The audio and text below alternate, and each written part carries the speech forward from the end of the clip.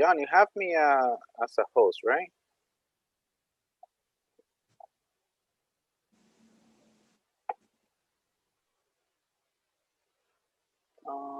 Allow participants to mute themselves. Okay, no. Counselors, please make sure that you have no noise behind you, like in your background. I am going to unmute all of you because what I just did is that I muted everyone and no one's going to be able to unmute themselves unless either John or myself does that, okay? Or, okay, so I will unmute you, so make sure that there's no background noise on your end. So that way you will each have access to, or John, just go ahead and unmute all the city councilors. Perfect.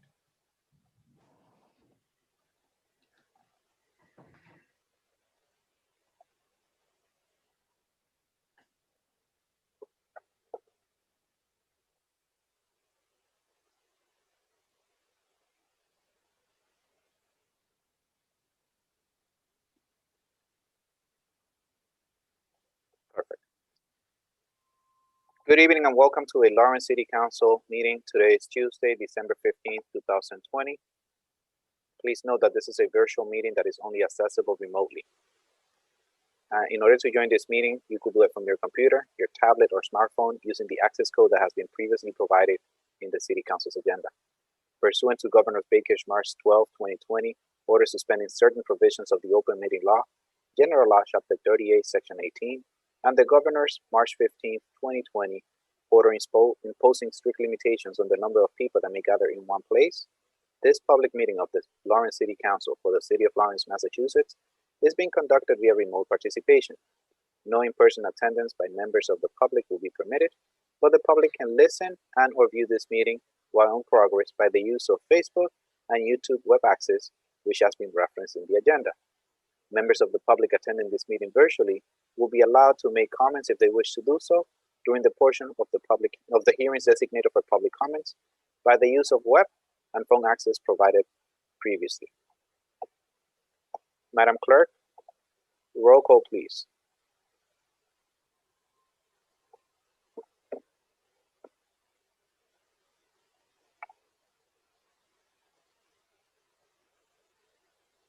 Council President? Yes? We were hoping to have you unmute Damaris as well so that she can do the roll calls with us. Will do.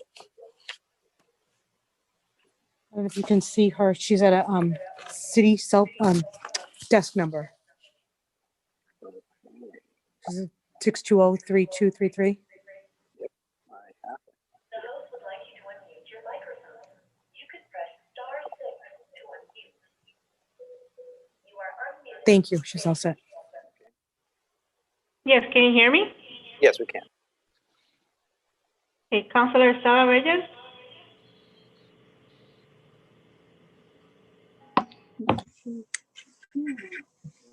Councilor Ana Levy.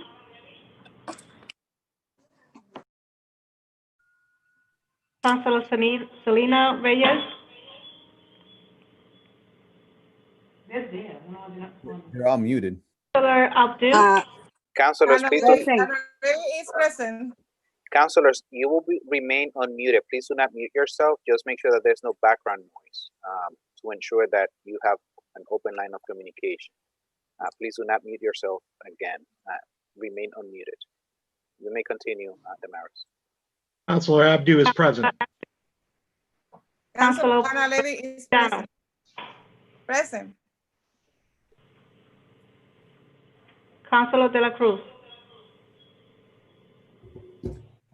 Present.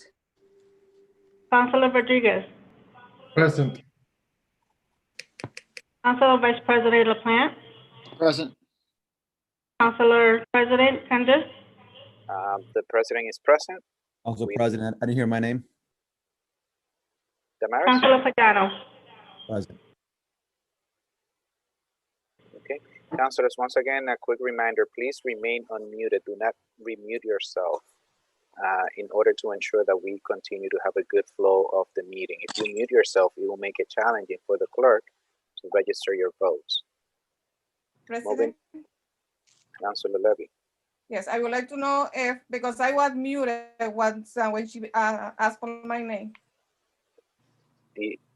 Damaris, how do you register Councilor Levy? Present. Okay, thank you. Thank you. Okay, moving on with the agenda. Can you please join me for a moment of silence?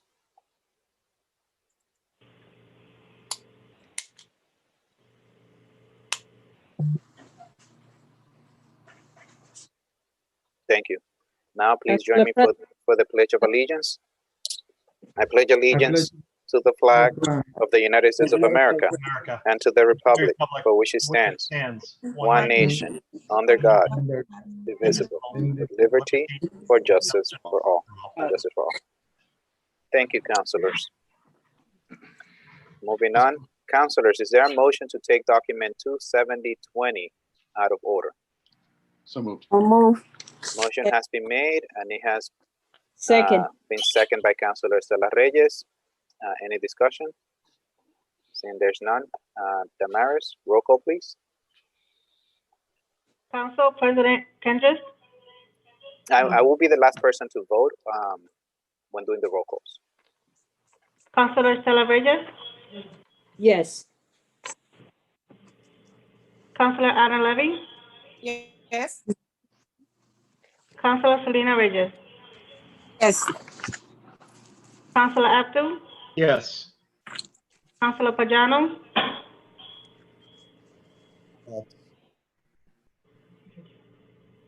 Councilor De La Cruz, Yes. Councilor Rodriguez, Yes. Councilor Vice President LaPlante, Yes. Council President Vasquez. My vote is yes, the motion carries. We have document 27020, which is the State of the City address by Mayor Dan Rivera. Mayor Rivera, good evening. Good evening, Council President Vasquez, City Councilors, Department Heads, and staff members, residents of the City of Lawrence. I come before you tonight to submit to you a mid-year report of the state of our city and a report on the city's ongoing fight against a vicious virus that has caused a global pandemic in the COVID-19. Two written reports should be in your emails that I submitted to you this evening. Will give you the full picture of the state of our city at this moment in time, that an overview of the city's current fight against COVID-19 virus is 23 pages, and the city state of the city is 19 pages. Again, they are submitted to you by email, and it should be added to the public record. Lastly, tonight I come before you to officially inform you that I will be tendering my resignation as mayor of the city of Lawrence. I expect to resign on January 8th, 2021. Understand that being the mayor of the city of Lawrence has been the honor of my life. As a Lawrence kid, I was humbled twice to earn the support of my fellow Laurentians to lead the work of our city government through good times and bad. In 2013, I ran for mayor because at that time, the city was embroiled in a crisis of leadership, a crisis of finances, and a crisis of reputation. So a group of us, caring and determined Laurentians, ran a campaign to change the trajectory of our city, to make it better every day, through professionalism, accountability, and hard work. I set out to implement as a working philosophy what I learned as a Boy Scout a long time ago, to do our best, to do our duty. Specifically to do that duty for Laurentians who live here now, for people who work here, and for the vast diaspora of people who have called Lawrence home, or those that will call Lawrence home in the future. We were going to make Lawrence better for all of us. I set out to work with people to fix Lawrence's problems, big and small, and to begin to put Lawrence back on track. Could not have fathomed the sizes of the challenges that we would face and that we would confront together along the way. You know, the amount of pride and excitement towards the progress and the change that we actually accomplished in our short time in office. Just know I did not run for mayor because I sought the power, the title, or the trappings of high office. I signed up because there was work to do.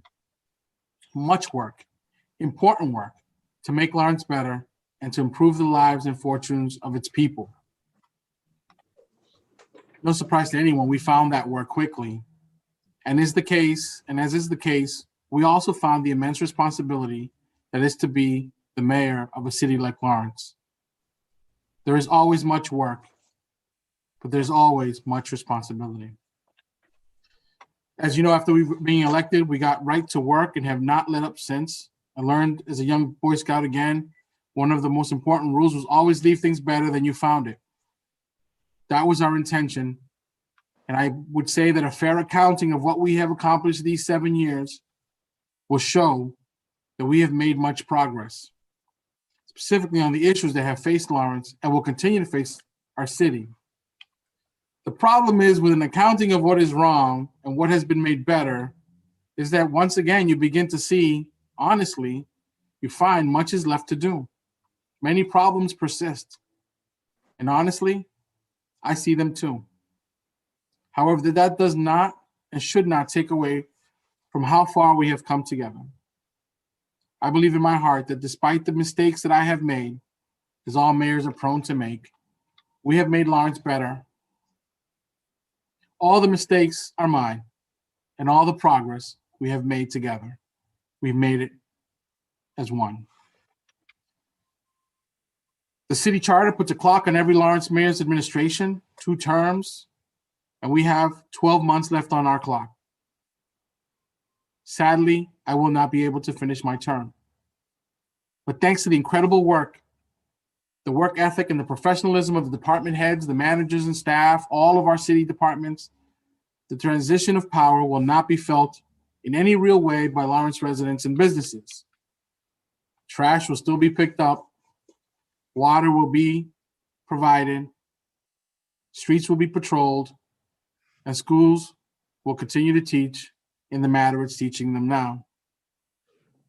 The city charter lays out a path for transition in the case of a mayor's early departure from office, and I will be providing City Council President Vasquez with my resignation as of June 8th. I will work with Council President Vasquez and the City Council and the Chief Administrative and Financial Officer, Director Iannello, to ensure a smooth transition fiscally and administratively. We'll also work with both Inspection Services Director, Captain Mike Armano, Health and Human Services Director, Martha Velez, the Lawrence Board of Health, Lawrence General Hospital, Greater Lawrence Family Health Center, and all of our partners in this fight against COVID-19 to ensure smooth transition and so that the city doesn't miss a beat as it fights this global pandemic. This is the end of a very special time in my professional life. Being mayor of the city of Lawrence isn't what I have done for close to 7 years. It really is who I've become these 7 years. And from the first days of building a government and wondering if we were ever going to get in the right direction, through all the celebrations and successes and luck, and there was a lot of luck, and through the days when we were all scared and we all wondered if we would ever get through this. My journey has been deeply fulfilling and deeply trying. But because of you and the good people and workers in Lawrence, I can say that I would do it all again. Every bit of it. This time in service has made me a better person and a better effective leader. I will do my best to thank every one of you for your support, patience, and understanding. But I have to start tonight. And I will do that over the next couple weeks and months to make sure you know how much I appreciate what you've done for me and what you've done for the city of Lawrence. But I would like to start this evening by thanking my wife, Paula, and our children, Daniel and Charlotte. Thank you for supporting me in this journey and for giving me love when I had not earned it and hugs when I most needed it. Thanks for allowing me to put Lawrence's other mothers and Lawrence's other children ahead of you far too often. I promise to make it all up to you. To the staff at the mayor's office, past and present, thanks for putting up with all my character flaws and for pushing me to stay focused and keep the schedule, agenda, and tasks going forward. You, along with the department heads and the staff that make up the city government across the city and schools and public safety, we have done a great thing here. And when they talk of the accomplishments of Dan Rivera, know that they're really talking about you. And these are really our accomplishments. I and others should know that these are collective accomplishments. Thanks to the voters and the residents of the city of Lawrence for your patience as we work through these problems that persist and seem never to go away, and as we celebrated our successes when we did finally figure something out. To you all, know that I love Lawrence and her people, and that will never end with my leaving service to the city today. Like I tell the students at graduation, we must all keep in our hearts this city on the Merrimack, this place where immigrants come and build a home. We must, because there will always be a new group that will come and that will make this place their home. We must remember this place and support it, because we want them to say of us, of our stewardship here, that we did make it better for them. So on Friday, January 8th, my last day, I will walk out of City Hall on the Appleton Way side near the courthouse. And using social distancing, we'll say farewell to anyone who wants to stop on by and walk on by. We're not going to congregate, but walking by is okay, and say farewell. I wish we could celebrate the last 7 years of work, but alas, COVID reigns and we cannot. So come by. I'll be there for a while, and I'll wave. And again, I've been honored and humbled to have been your mayor and have appreciated that despite my shortcomings, we have learned to work together. And in the end, to make Lawrence better. Council President, City Councilors, all those present, thank you and God bless the City of Lawrence. Thank you, Mayor Rivera. We greatly appreciate your leadership, and especially during this time in the City of Lawrence. And we are grateful, for the opportunity that God has given you to go serve at a different capacity, knowing that at this point we have a friend at Mass Development, and I am sure that you will be looking out for the best interests of the City of Lawrence and other communities in, gateway communities in the whole state. Lawrence is blessed because you will be providing much assistance that is necessary from your new role. So we have a friend in a high place today. I'm proud of you. Thank you, Mr. Mayor, for everything you've done. Council President, Mr. Vice President. would it be in order to say a word or two? I know we have a very long agenda, so I don't want to take a long time, but just a quick comment or two. Would that be in order, sir? You get a moment of personal privilege. Thank you. To Mayor Dan Rivera, through you, Mr. Chairman, thank you so much for your service to our city.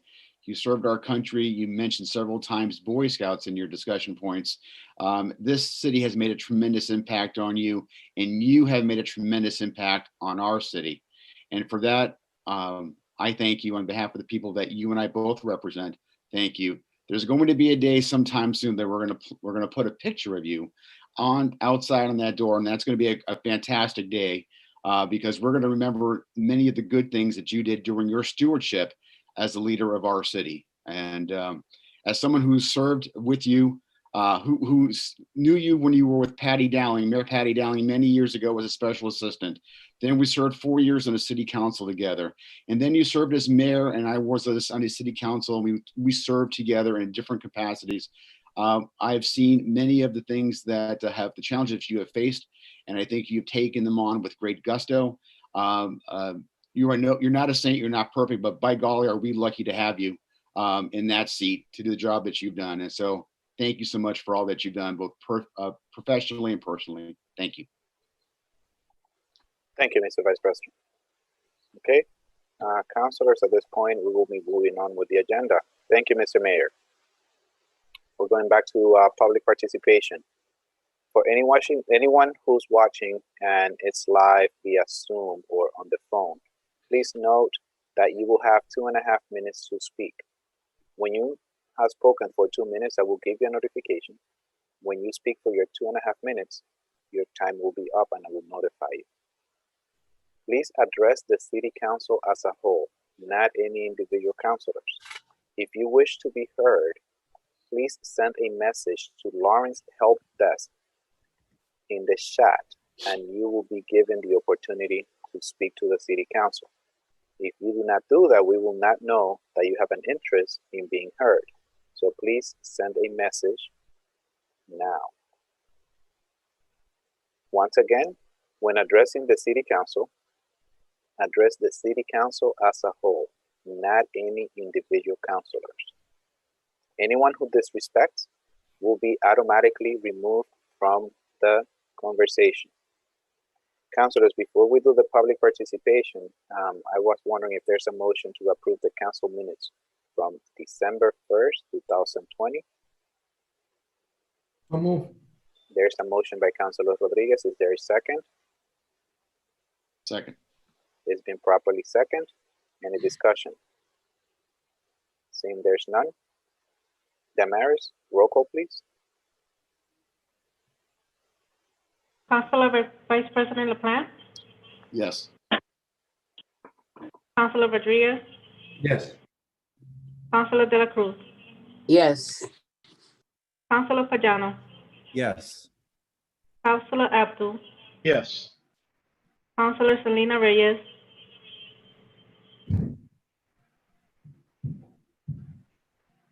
Councilor Selena Reyes,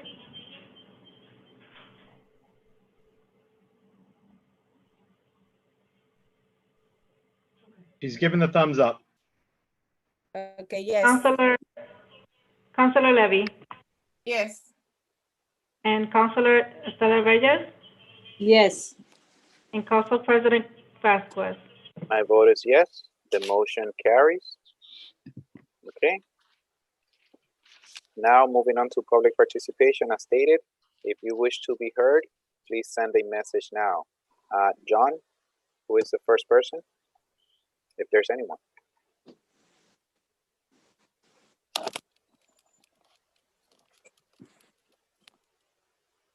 Okay, so moving on. If there's no one who wishes, Mr. President, what's that, Councilor Abdu?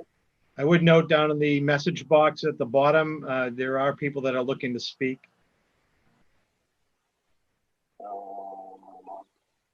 So there's 4 messages that I've received. One is from Councilor Ana Levy, another one saying I am muted, another one is Ana Javier. Congratulations, Mayor Rivera. I know that wherever you go, you will make a big difference in the lives of many.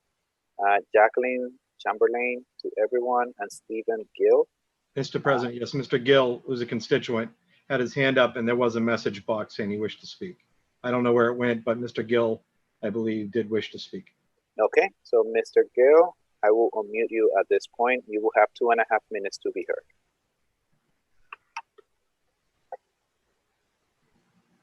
You have to accept.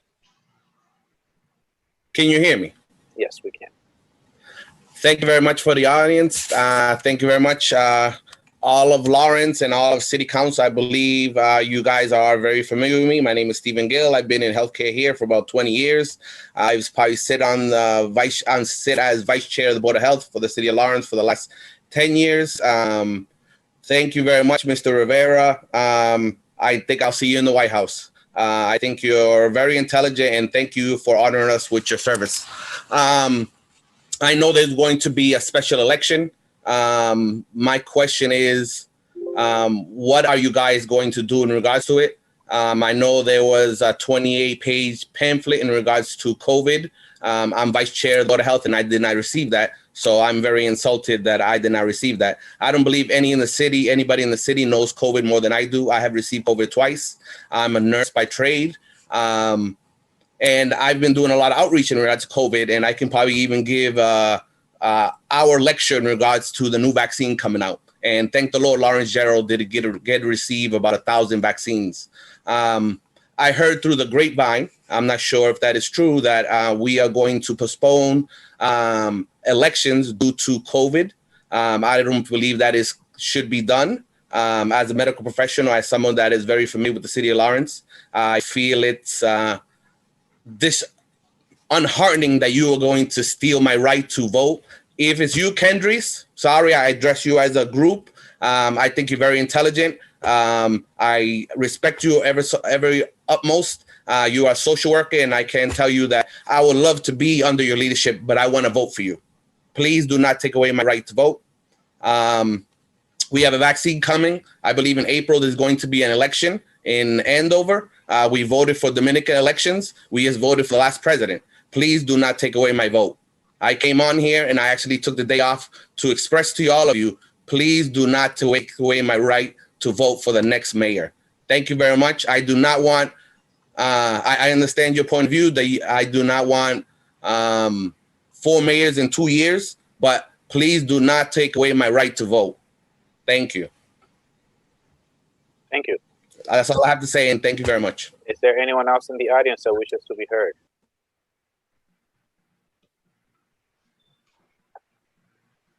Okay, so we did ask multiple times.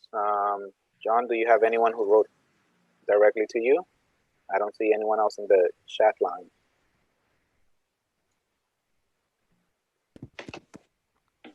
Mr. President, Okay, so moving on. can we wait at least 30 seconds to see if somebody changed their mind based on technology, might be issues or something?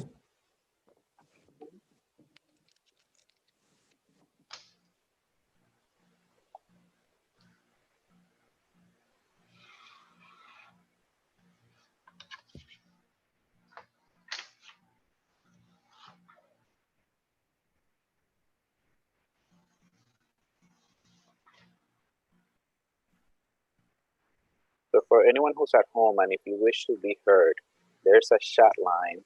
There's a chat box. You will be located to the right.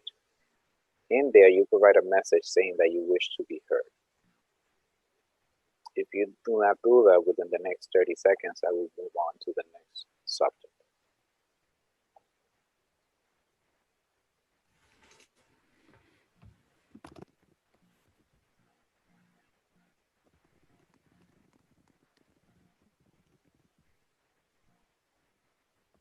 Okay, moving on with the agenda.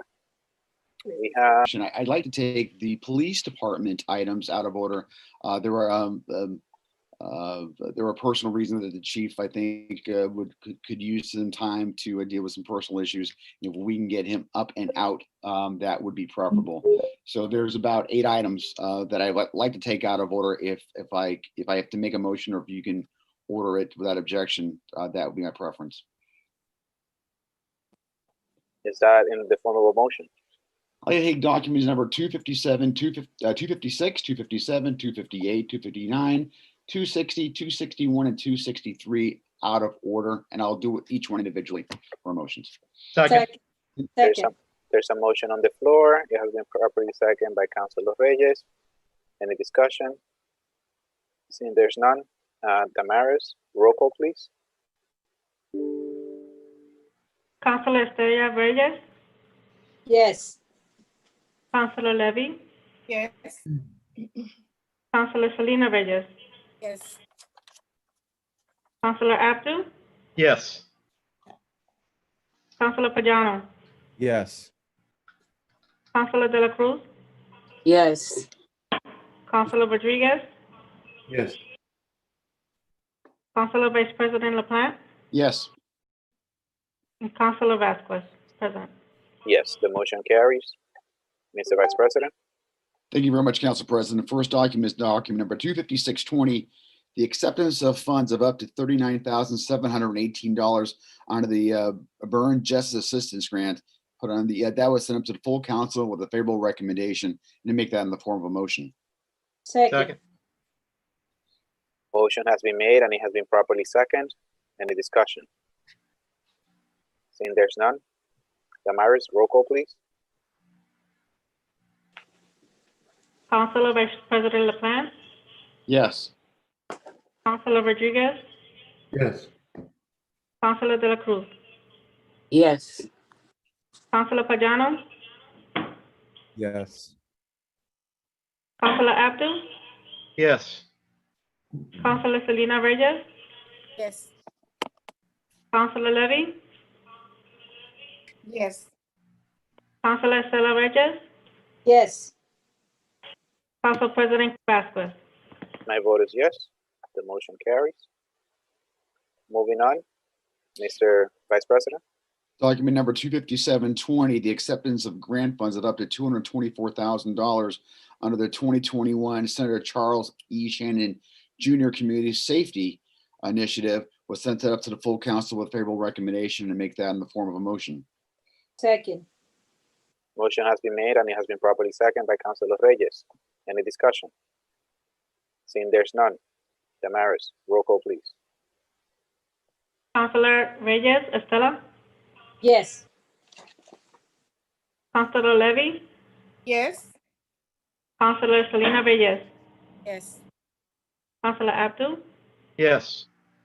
Counselor Pagano, Yes. Counselor De La Cruz, Counselor De La Cruz,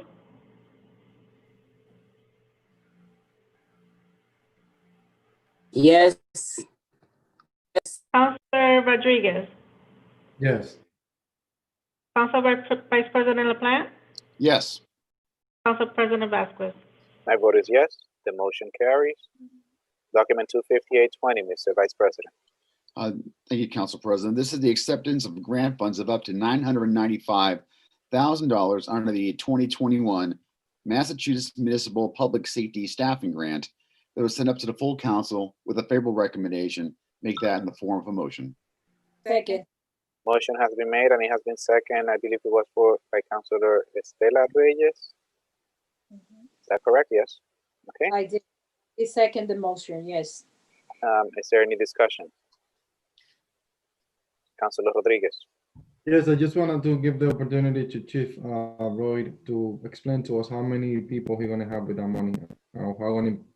How many people he's gonna support salaries with that funds. Chief Lask. Thank you, Council. I believe former Councilor Burnell's on the phone as well, that could give us exact determination. But basically, it allows us to maintain the staffing levels that we have, which is 158 officers plus the 10 new recruits in the academy.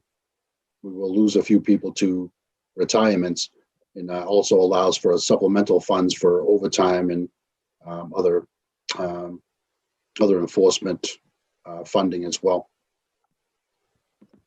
Okay, All set, Councilor Rodriguez? thank you so much. Thank you, Chief. Is there anyone else? Seeing there's none. Damaris, roll call, please. Councilor Vice President LaPlante, Yes. Councilor Rodriguez, Yes. Councilor De La Cruz, Councilor De La Cruz, Yes. Councilor Pagano, Yes. Councilor Abdul, Yes. Councilor Selena Reyes, Yes. Councilor Levy, Yes. Councilor Estela Reyes, Yes. Council President Vasquez. My vote is yes, the motion carries. Next document is 25920, Mr. Vice President. Thank you, Council President. This document is the acceptance and expenditure of grant funds of the sum of $360,967 under the PSAP 9/11 Support and Incentive Grant. This was sent up to the full council with a favorable recommendation, and they make that in the form of a motion. Second. Motion has been made and it's been second. It was second this time. I think it was by Councilor Selena Reyes. Is there any discussion? Seeing there's none. Damaris, roll call, please. Councilor Estela Reyes, Yes. Councilor Levy, Councilor Levy,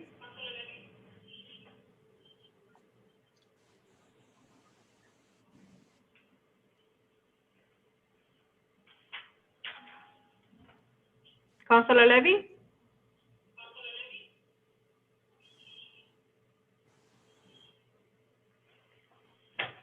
You may move on. Councilor Selena Reyes, Yes. Councilor Abdul, Yes. Councilor Pagano, Yes. Councilor De La Cruz, Yes. Councilor Rodriguez, Yes. Councilor Levy,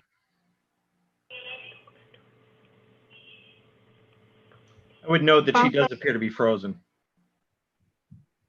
And she just dropped. Councilor Vice President LaPlante, Yes. Council President Vasquez. My vote is yes, the motion carries. Moving on, we have document 26020, Mr. Vice President.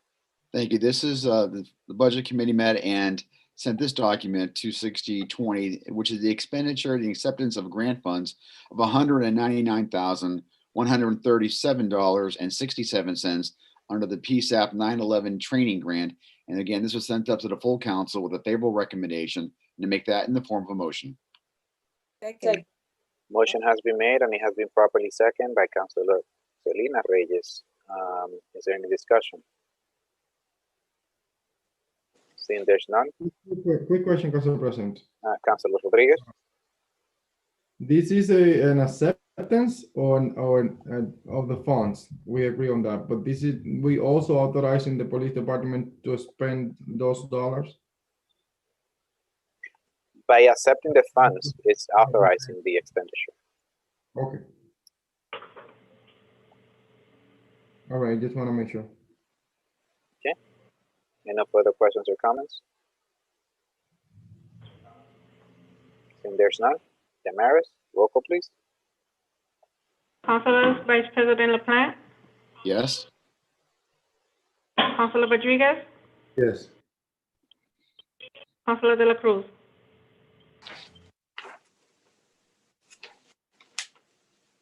Councilor De La Cruz, Yes. Councilor Pagano, Yes. Councilor Abdul, Yes. Councilor Selena Reyes,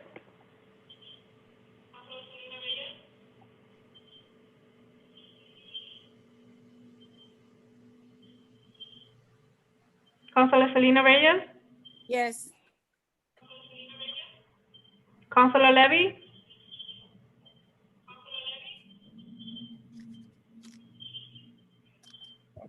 Council President, sounds like She's muted. Councilor Levy, you, and she's been nodding her head, saying yes. Okay, Also Okay. muted. You can, Councilor Reyes, You call my name? yes, Yes, yes. Yes. Council President Vasquez. my vote is yes. Councilors, before we move on to the next document, please remember, do not mute yourself. Stay unmuted and make sure that there's no background noise. Because we have just stay unmuted. Do not mute yourself, please. Council President, when John is trying to unmute us, then we stay muted. No, so do not do anything in your screen right now. Do not touch anything on your screen, please, Councilor De La Cruz, you just muted yourself. I'm asking you to unmute yourself. Please remain unmuted. Okay. Like that, yes, yes. Do not touch your screen, please. Same for you, Councilor Levy. Do not touch the screen. I'm not touching any, I'm sorry, Mr. President, I'm not touching anything. So for 2 times, everything has been gone and that restarted and when it's getting me mute. Fantastic. So make sure that we won't. No, I'm not touching anything. It's getting, that's inclusive style, the voice, you can hear like an echo. And everything is gone. Okay. So we'll move on now. Document 26120. Mr. Vice President. Thank you very much. This is a document 26120, the acceptance and expenditure of grant funds of up to $39,573 under the Municipal Road Safety Program was sent up to the full council with a favorable recommendation, and make that in the form of a motion. Second. Motion has been made. Has Is there a been second? Second. It's been seconded by Councilor Abdu. Is there any discussion? We went back to the top of the agenda? Oh, this is 162, 262. 261. 261. Okay. Document 261. Is there any discussion? Seeing there's none. Damaris, roll call, please. Councilor Estela Reyes, Yes. Councilor Levy, Yes. Councilor Selena Reyes, Yes. Councilor Abdul, Yes. Councilor Pagano, Yes. Councilor De La Cruz, Yes. Councilor Rodriguez, Yes. Councilor Vice President LaPlante, Yes. Council President Vasquez. My vote is yes. The motion carries. Moving on, we have document 26220. Mr. Vice President and Chair of the Budget and Finance Committee. Thank you very much, Council President. This document is appropriation transfer, excuse me, sir, of $1 million from free cash to the special accounts for the new police department study. Send to the full council with favorable recommendation and make that in the form of a motion. Second. Second, This is top of the agenda or this is 262? Document 26220, Mr. This is actually Councilor. 260, No, that- 263. No, that's 260. 263. That's 263, the $1 million. Yes, 263, Councilor Rodriguez. And then we went over 262. We did. 263. Yes. So we already have done 256, 257, 258, 259, 260, 261, 262, I'm sorry, and now we're doing 263. We did the one 262. We haven't done 262, no. That one we're doing 263. Yes. but we That's skip 62. 260. Yeah. But we have the motion right now on the floor is for 263. That's what we're voting on. Okay. Every councilor clear? Okay. Any discussion? Yes, can we go over? I wasn't able to be on the committee. I just want to make sure that we go over this $1 million for special account. Chief Vask, can you provide some additional information? Yes, Council President, thank you. At the Budget and Finance Committee, we spoke about this item in reference to the new police station. As you know, the state has designated $49 million for a brand new police station, which we've all been very thankful for and asking for quite a long time. It's going to be, a state-of-the-art facility that all of us can be very proud of, the community and the police officers as well. Part of that funding relies upon the city to come up with a portion of that in the planning stages and the design stage, which is just under $1.4 million. The mayor has designated roughly that almost $400,000 from other funds. So the balance is $1 million for free cash that we are trying to pass tonight in order to get the design phase part of the program done. So thank you for that. Okay. Is there anyone else? Seeing there's none. Damaris, roll call, please. Councilor de la Cruz. Yes, I would like to say thank you to the state because we've been struggling a lot. And I remember visiting the police station for so long. And thank you to the whole delegation, Senator Feingold, Senator Cristina Minicucci, Marcos Devers, Fran Moran. They did an amazing job because we've been struggling to get that money to be able to build that location. Then thanks to that delegation that we have over there, they've been pushing very hard for this to happen. Everything started with Senator Barbara L'Italian, and now Senator Feingold followed through. And finally, we are going to have a beautiful police station. Then thank you to the delegation, and happy to have Chief Roy being in charge of this responsibility. Thank you. Okay, thank you, Councilor de la Cruz. Is there anyone else? Seeing there's none. Damaris, roll call, please. Councilor Estrada Reyes, Yes. Councilor Levy, Yes. Councilor Selena Reyes, Yes. Councilor Abdul, Yes. Councilor Pagano, Yes. Councilor de la Cruz, Yes. Councilor Rodriguez, Yes. Councilor Vice President LaPlante, Yes. and Council President Vasquez. My vote is yes. The motion carries. Council President, Council Vice President LaPlante. there was a brief oversight. Number 23820 is another police matter. I'd like to take that one out of order. Second. Motion's been made and it's been properly second. Out of order and to be approved. So it will be one vote, Mr. Vice President. We certainly can do that, Council President. I'd like to make a motion that we take document number 238 out of order. This is an item that came from the Budget and Finance Committee with a favorable recommendation. It's a free cash, it's the expenditure of transfer, of free cash to the special account for the police camera project for the sum of $150,000. And I make that as part of the motion as well. Okay, Second, motion's been made and it's been properly seconded. The mayor is to take out of order and approve. Is there any discussion? Seems like there's none. Damaris, roll call, please. Councilor Estela Reyes, Yes. Councilor Levy, Yes. Councilor Selena Reyes, Yes. Councilor Abdul, Yes. Councilor Payano, Yes. Councilor De La Cruz, yes. Councilor Rodriguez, Yes.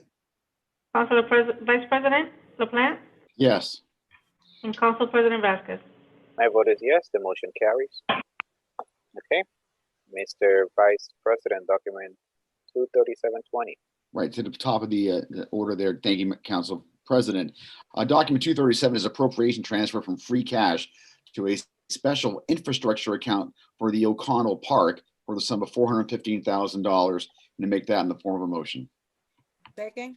Motion has been made. Second, It has been properly seconded by Councilor Levy. Is there any discussion? Seeing there's none. Damaris, roll call, please. Councilor Vice President LaPlante, Yes. Councilor Rodriguez, Yes. Councilor De La Cruz, yes. Councilor Payano, Yes. Councilor Abdul, Yes. Councilor Selena Reyes, Yes. Councilor Levy, Yes. Councilor Estela Reyes, Yes. Council President Vasquez. My vote is yes, the motion carries. Now moving on to the next document is 24520. Mr. Vice President and Chair of the Budget and Finance Committee. Thank you. This document was sent up to the full council, a favorable recommendation, an appropriation transfer of $225,000 from free cash to the MVRTA special project account, and make that in the form of a motion. Second. Motion has been made and it's been properly seconded by Councilor Selena Reyes. Any discussion? Discussion. Councilor Rodriguez. We are, yes, Council President, through you, if I might, we already have put some money to actually put do the first stage of this project. I just want to know data of how many people ride the bus with that. I believe it was 150,000 back then, and how effective the program has been to the community. Okay. Is there anyone from the administration that wishes to answer the question? If you do, please send me a message with a chat, and that way you will be unmuted. Director Velez, is that okay? Director Velez. Hi, I'm not sure if the mayor was going to speak on this because I think he wanted to, but I can give you some information on this for sure.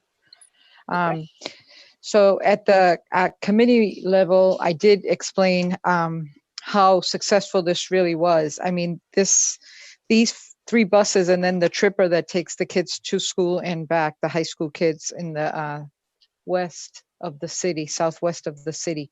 But overall, the ridership went from FY 2019, there was 80,000 rides from September to February. And in FY 20, there was 101,000 rides. 101,260 rides. And when I did send out to the committee, to the Budget and Finance Committee, the survey that we did, but just so that people get a little bit of information on it, 35% of those riders were males, or 120. We did a survey with 352 residents in the 3 buses that we sent staff into. 220 of them were females at 64.7%. 48 or 14% were non-Hispanic whites, 2 were Asians, 5 were non-Hispanic Black, one was an American Indian, and 272 were Hispanics. I think the most important thing for me, and this is why I feel it's something that the city established, and I think it's a great thing to continue to do it. And this is for another 2 years. So this would continue to be able to do this until 2023. And what it really is that 175 or 55.9% of the riderships make less than $10,000 a year. 100 or 33.9% of the riderships that we surveyed make $10,000 to $20,000 a year. 26 or 8.3% make $20,000 to $30,000 a year. 8 of them, or 2.6%, make $30,000 to $40,000 a year, and 2 or 0.6% make $40,000 to $100,000 a year. And I just wanted you to, like, there was some stuff that really caught my eyes, but one of the things that was said by the people that were riding, it says, I take the 37 to work and come back home. I'm saving about $30 to $60 a month, which I can use for groceries or utilities. I don't have a car, and this is the only way I can commute around the city. I'm happy that these 3 buses are free. It also goes on to say that I am very grateful that the bus is free because I'm able to save some money.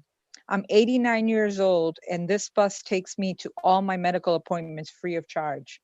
And I think that one of the greatest things is that the Route 85 that truly goes through all the poorest part of the city and goes to just about all the elderly housings on the north side.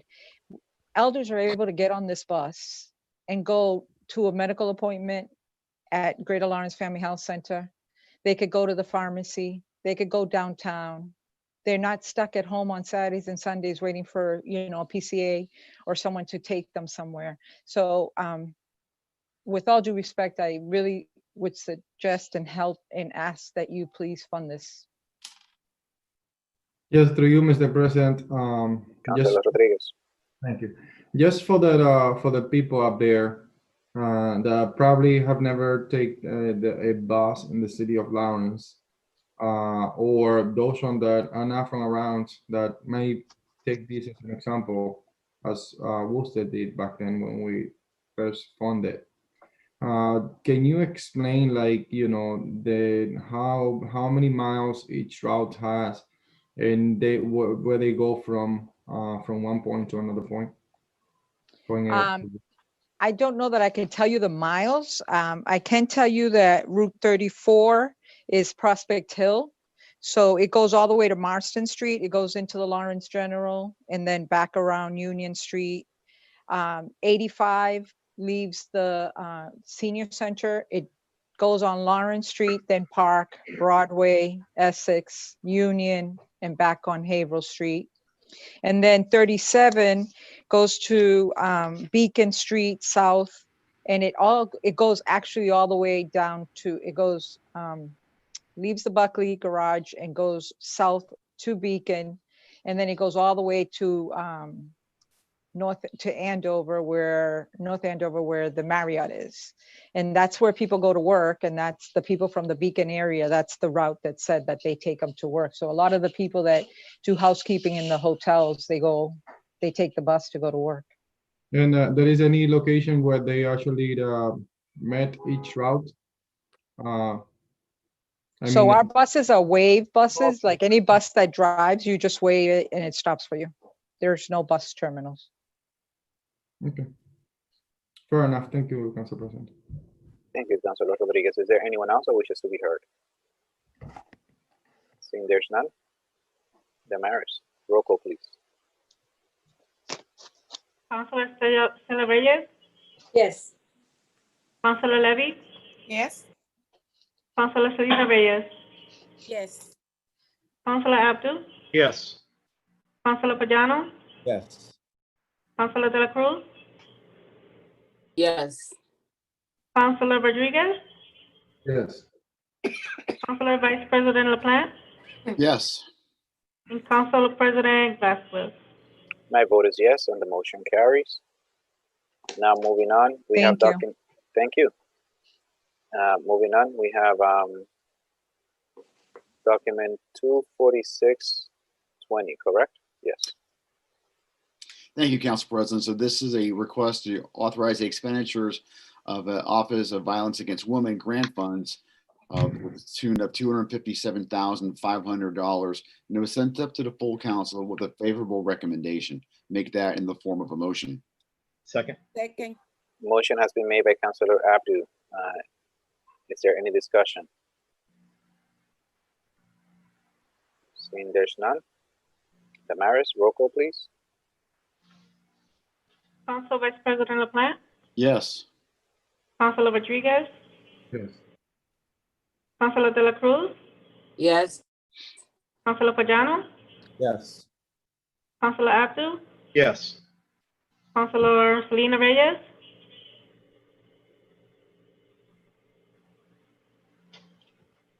Councilor Selena Reyes, Yes. Councilor Levy, Yes. Councilor Estela Reyes, Yes. Council President Vasquez. My vote is yes, the motion carries. Moving on, we have document 24720. Mr. Vice President and Chair of the Budget and Finance Committee. Thank you very much, Council President. So this document is a requested authorization to expend lead hazard control and healthy home grant funds for the sum of $5,004,920. And it was sent up to the full council with a favorable recommendation, and make that in the form of motion. Motion has been made and it has been seconded by Councilor Selena Reyes. Any discussion? Yes, just a quick, Councilor Rodriguez. for you, Mr. President, just a quick question. If somebody wants to apply for this grant, how can they do that? Director Martinez. Yes, good evening, councilors. Typically, this grant we've been receiving it since 2004, and the process is people come in, submit an application, meet with staff, and then based on income eligibility, they determine and the extent and scope of the work that's needed in the unit, then they place people on the list. I do know that staff tends to prioritize anyone who has a serious public health or public safety violations. That's any code violation of elder violations we take serious. So that's one of the things that we consider. And then actually in this grant, we're looking to partner more closely with inspectional services so that we can train staff, some of the inspectors within the department on determination of lead and healthy homes assessments, and also to share information with homeowners as they go out to do inspections to make sure that people know about the program. So that's basically it. Number two is typically for any housing rehab, if we have a household who is someone with a disability, we also take serious. And then sort of everyone else with low income, it's on the third layer. So right now, to be honest with you, we have about 91 people who applications waiting. So staff, as soon as we're not done with negotiations, as soon as negotiations happen and the grant agreement is completed, executed, then we'll kick off the process, the application process. So, but there are several, so basically there are several sections of the city. I mean, even though this is really citywide, there's 5 neighborhoods that they have found to be very high and with children and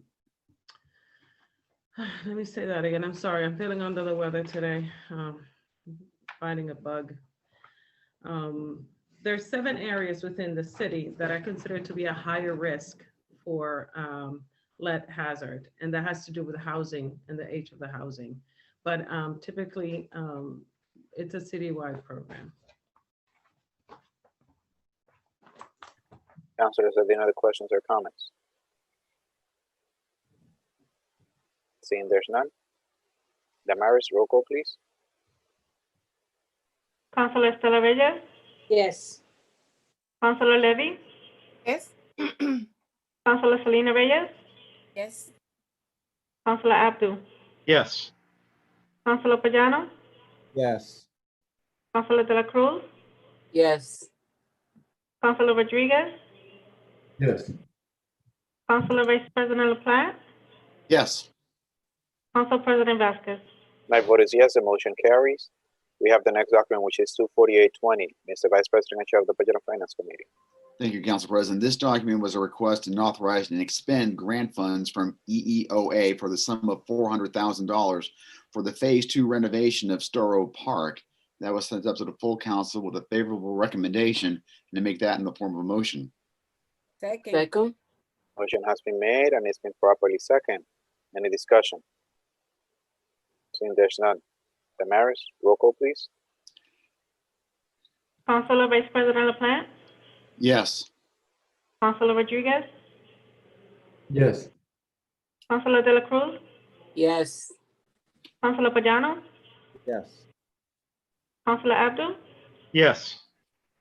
Councilor Selena Reyes, Yes. Councilor Levy, Yes.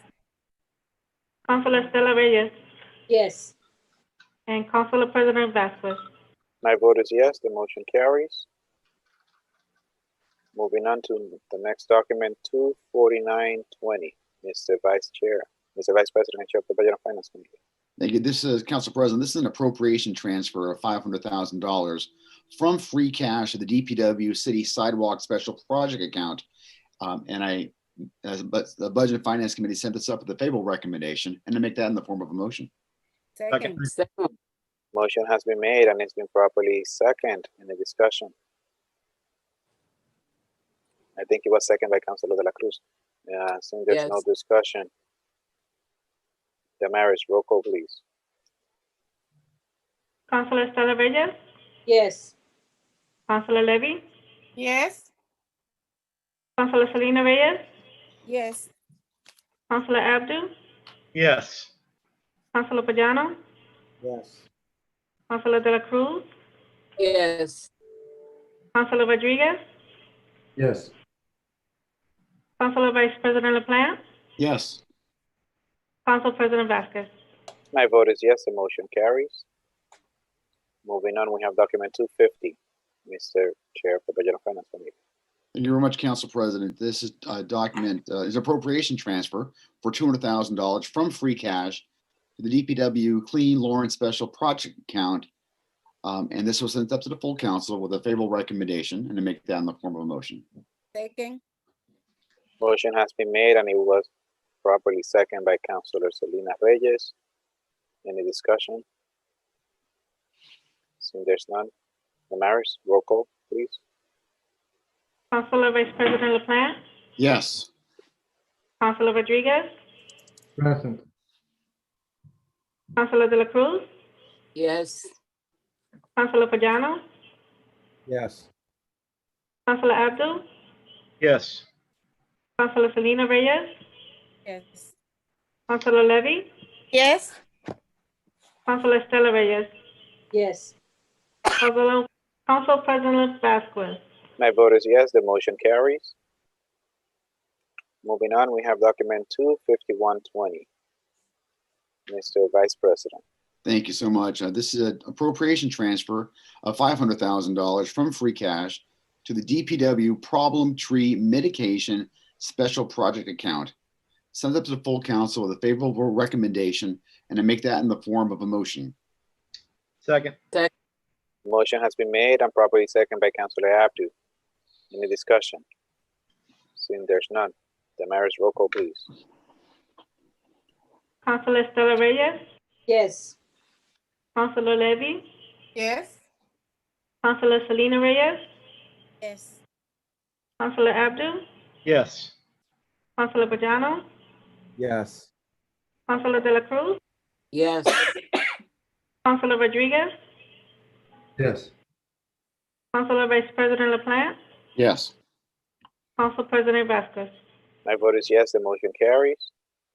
Moving on to document 25520. Mr. Vice President. Thank you, Council President. Document 25520 is an appropriation transfer of $250,000 from free cash to the demolition of dangerous building special account. I make that in the form of a motion. Second. Motion has been made and it's been properly seconded by Councilor Selena Reyes. Discussion. Council Vice President, discussion. At this point, Council President, I would like to be able to offer an amendment to that. And if you would allow me, let me see if I can use my screen. I could put the amendment on there. So what I would like to amend to this is I served on the council many years ago, as you all know, back in between 97 and 2001. During that time, we as a city went through a tremendous number of demolitions. The numbers were startling as compared to what we're dealing with now. They were akin to the number of stop signs and special parking that we have now. That's the kind of rate that we were dealing with demolitions back about 20 years ago. One of the concerns that I have and that we faced then and that we're facing now is that the city council back then would always make sure that they were part of the vote that took place whenever there was a demolition order. Now, the demolition order is an order that is done by the building commissioner, as I understand it, but the money aspect of it was something that had to be approved by the council. What this is going to do, and I think it's a great idea to have this special account, to have money set aside so that we're able to go ahead and do the demolitions when they are required. Well, the amendment that I'm about to put up here is going to make sure that, because if we're going to be using government funds to demolish buildings, then I think that we should make this, and we're doing something, it's almost akin to a taking. We are going ahead and we're going to be demolishing essentially and most likely private property.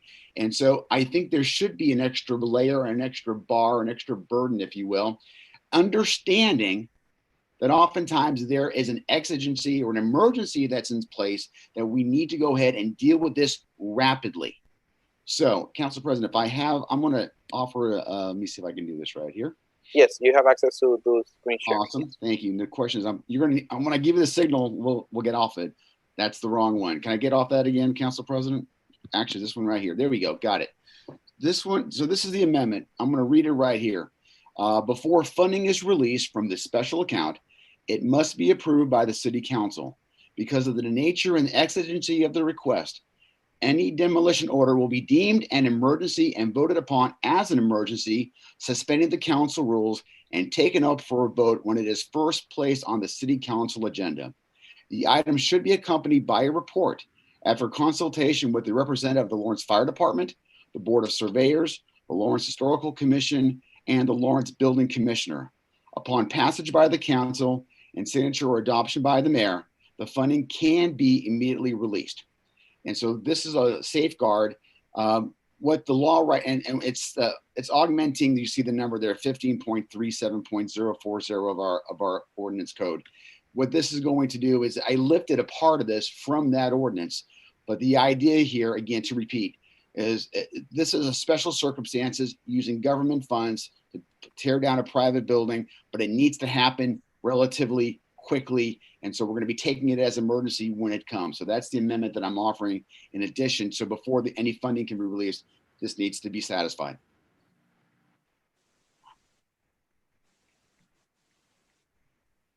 A question to the amendment. Councilor Rodriguez?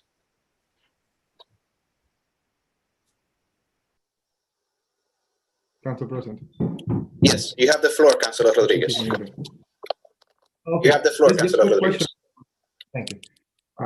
Just a quick question. When you say Board of Surveyor, you mean the city engineer? So I lifted this language exactly from that 15.37.040. In that language in our ordinance, that's the title that's there. I just lifted that and made to make it consistent. Yeah, I mean, that doesn't, I mean, the Board of Surveyor, that doesn't exist in the city. Then we should amend the ordinance to delete that Board of Surveyors, but that's the language that's in there right now. I mean, I'm open to having that kind of expertise there. That's not a problem. So if you're suggesting that the city engineer be a part of that, then I have no problems making that part of the motion. Yes, that's what I'm suggesting. I'm also reading when you said a recommendation from after consulting with representative of the Lawrence Fire Department, you mean that they should be sending a report as well? All those perhaps division of the city or departments? So the way that the current language is inside our ordinance, it's let me pull it up.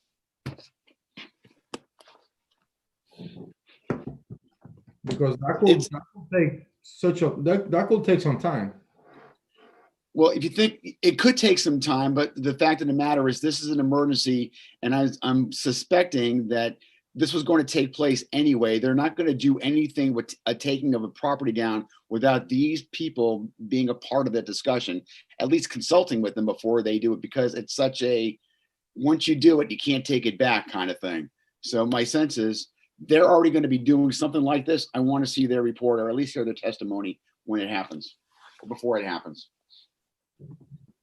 And when you perhaps say, or that when the ordinance said the Lawrence Historical Commission, that's basically probably consulting them to see if this is part of the historical district, or in general, every building in the city of Lawrence. Because I mean, when we said it, and then we just said Lawrence Historical Commission when applies. So our current ordinance does not discriminate or go into any kind of differentiation with respect to that. It says in title, Lawrence Historic Commission. It doesn't say it's an historic district, doesn't say if it's a new property, new construction. It doesn't delineate like that. That's the language that's in our ordinance. And I just lifted that as it was. Okay. I mean, because I mean, that could delay things. That's all I'm saying. But that's fine. If the council want to proceed, I have no problem with that. I have a question, Council President.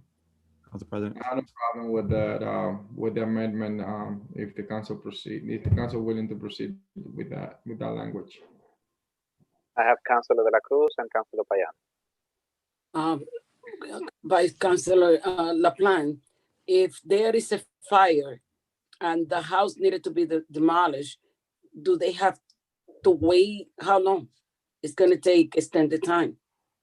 So it By depends. the time they reply back to the situation, that house, that burned house is going to be there for more than 2 weeks.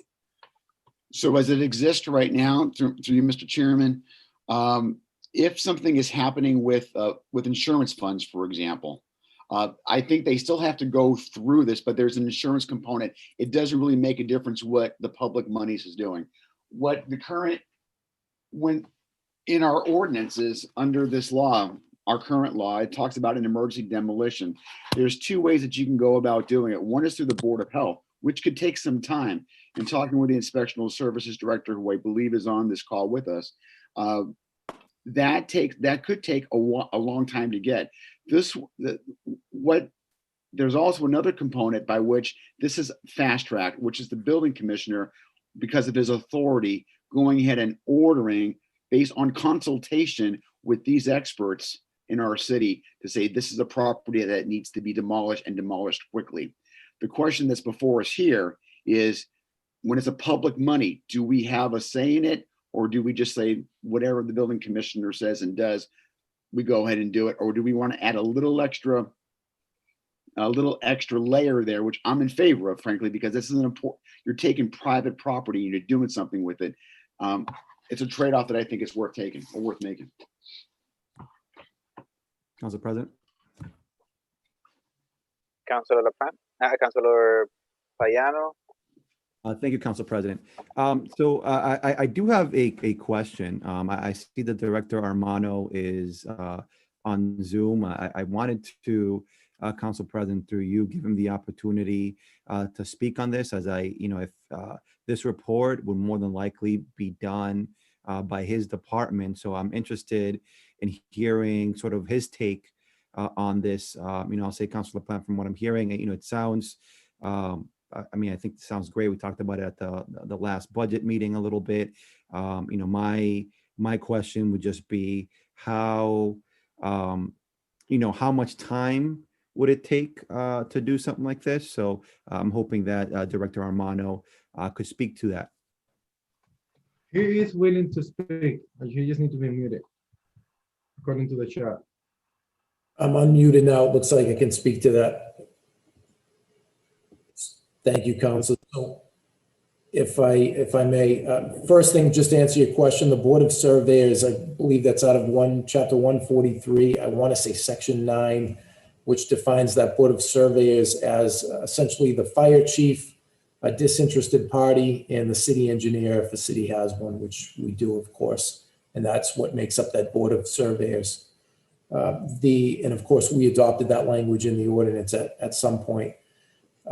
As far as the timeline, obviously, these are all different situations that pop up. There may be a building fire, and there may be a need to take down a property immediately. It might be collapsing, or there might be a partial collapse of something like a chimney. So in that case, depending on what type of emergency it is, it might be something just by the very nature that has to come down right then and there. And there may not be a timeline for it. This particular situation that Councilor LaPlante has drafted up here with, there would be a Board of Surveys. It's really just a matter of how quickly these parties could get together and assess the building and draft a report. And then, of course, how quickly the building commissioner could consult with these parties and make a decision. And then that third option that Councilor LaPlante spoke of, dealing with the Board of Health, that would be after a building would be condemned. It would be more as a nuisance building. And after 1 year of a building being condemned, then the Board of Health could order that building to be removed if it continues to be a nuisance and the owner is not taking any action. So there's different situations that fall into the law, and it all depends on what those situations are. And I just, while I have the floor here, I just want to thank Councilor LaPlante for taking the time to speak with me today. I know we spoke quite a bit about this, so I appreciate the thoughtfulness that he put into this.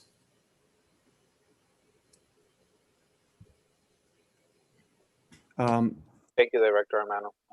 Councilor Payano? Thank you, Council President. So, Director Armano, just just to make sure, so if we needed to do something like this, you think that there would be sufficient time for your department to consult with the parties mentioned in this amendment and give that report to the City Council?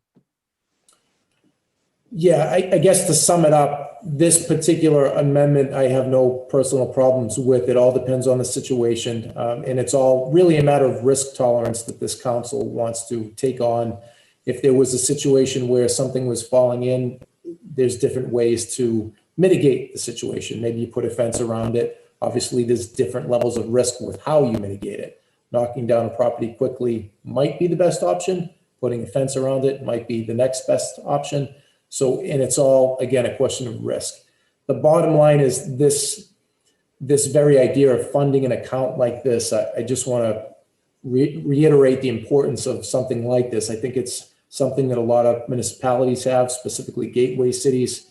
I think it goes to the very nature of some of the problems that we face.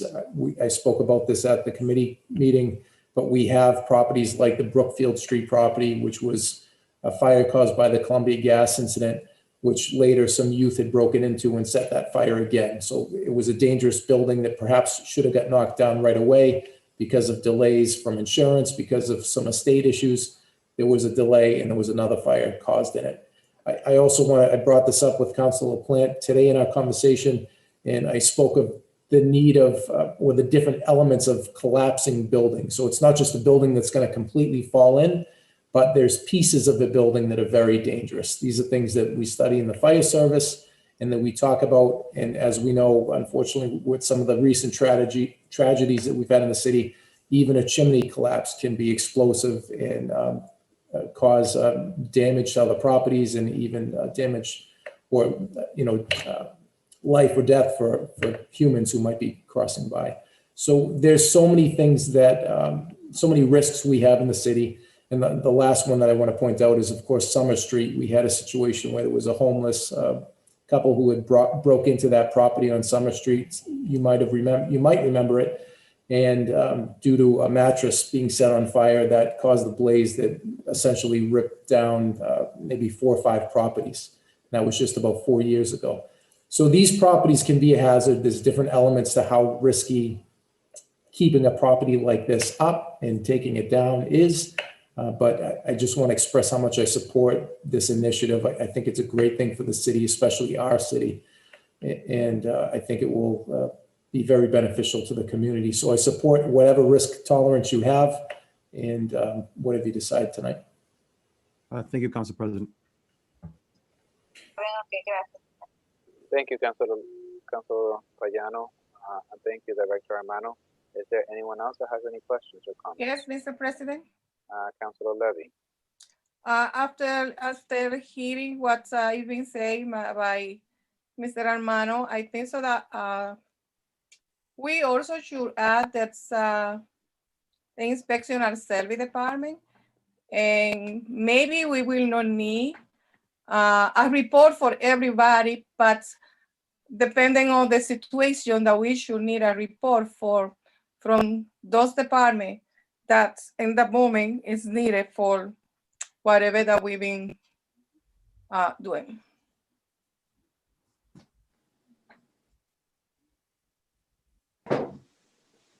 Councilor Plum? Sure. So are you trying to make, are you looking to modify the amendment? Yes, what I say, okay, so I know that sometimes, as I was part of the Lawrence Historical Commission, so I was there for many years, and sometimes we have some differential things between that. So depend on the property, okay? There are properties that are located on a historical place, and there are properties that are historical.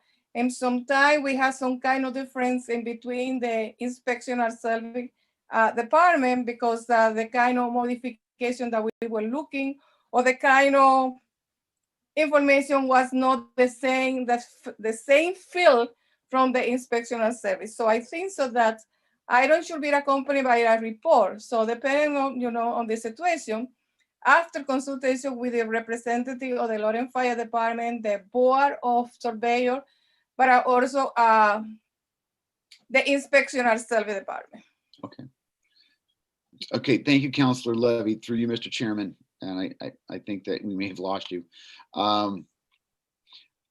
My sense is that this is coming from the building commissioner, who has that authority, which of course falls under the Inspectional Services Department. So any decision, because of the power that's invested in the building commissioner, they're making that decision. They're just consulting with these other organizations, fire, surveyors, historic, just to get their input before he makes, in this case, he makes that decision. And then they bring it before, in this particular case, in this special niche, which is public funding, not insurance funding, not private funding of demolitions, but government funding of demolitions. The special niche is when it comes before us to release the monies for this. So I'm not sure if that satisfies it, because it is, and Mr. Armano, if I'm wrong, please correct me, but it's my understanding that this is driven by the building commissioner, which of course is under the Inspectional Services Department. Am I right, Mr. Armano? I don't want to misinterpret that question. Yeah, in general, most of these types of demolitions may be driven by the building commissioner. Of course, keep in mind, Inspectional Services is both the building department as well as public health. And the Board of Health does have the power to do this with a condemned building as well. It's a slightly different track, but obviously accomplishes the same thing, sometimes usually for a different reason. I think the council president, I see that he's muted, and I'm just wondering if, Yeah, back? yeah. Oh, there you Yes. are. Okay, super. I also have Councilor Abdu, I believe, has a question or comment. Yes, sir. Thank you, Mr. President. Mr. President, I believe this may be best directed towards Captain Armano, or if we have counsel on the call. But with respect to the funding source aside, with respect to the Lawrence Historical Commission, it's my understanding that buildings over a certain age are their jurisdiction. Where does that statement I just made fit in with your understanding of their authority, your authority, and that of the city? I'm generally supportive of this amendment, but with respect to the Lawrence Historical Commission. So, Counselor, as far as I'm concerned, if there's a if there's an issue as to demolishing a building for different reasons, then there may be a demolition delay, and that party would have to go before the Lawrence Historical Commission. My understanding is if it's in an emergency, that the Lawrence Historical Commission would not have too much authority over that situation. And I believe that's in the ordinance, but I don't want to misspeak. I believe it's under that same 1537, and I'm kind of looking through it as I'm speaking to you now. So there wouldn't be too much of a play on an emergency situation. It would only be a demo for another reason, perhaps to better the property. Thank you, Mr. Armano. I appreciate that. And sorry for putting you on the spot. Mr. President, if I could, through you, just to follow up. And the emergency is determined at this time by your position, correct? Who declares it an emergency that it would follow this process? Building commissioner or you? It's a question for Mr. Romano, correct? That is correct, Mr. LaPlante. Thank you, sir. Sorry. So this would be a determination by the building commissioner. If there was a safety issue, they would invoke this process and conduct a survey with this board. All right. Thank you, Mr. Armano. Appreciate it. Mr. LaPlante, thank you. Mr. President, I have no further questions. Thank you.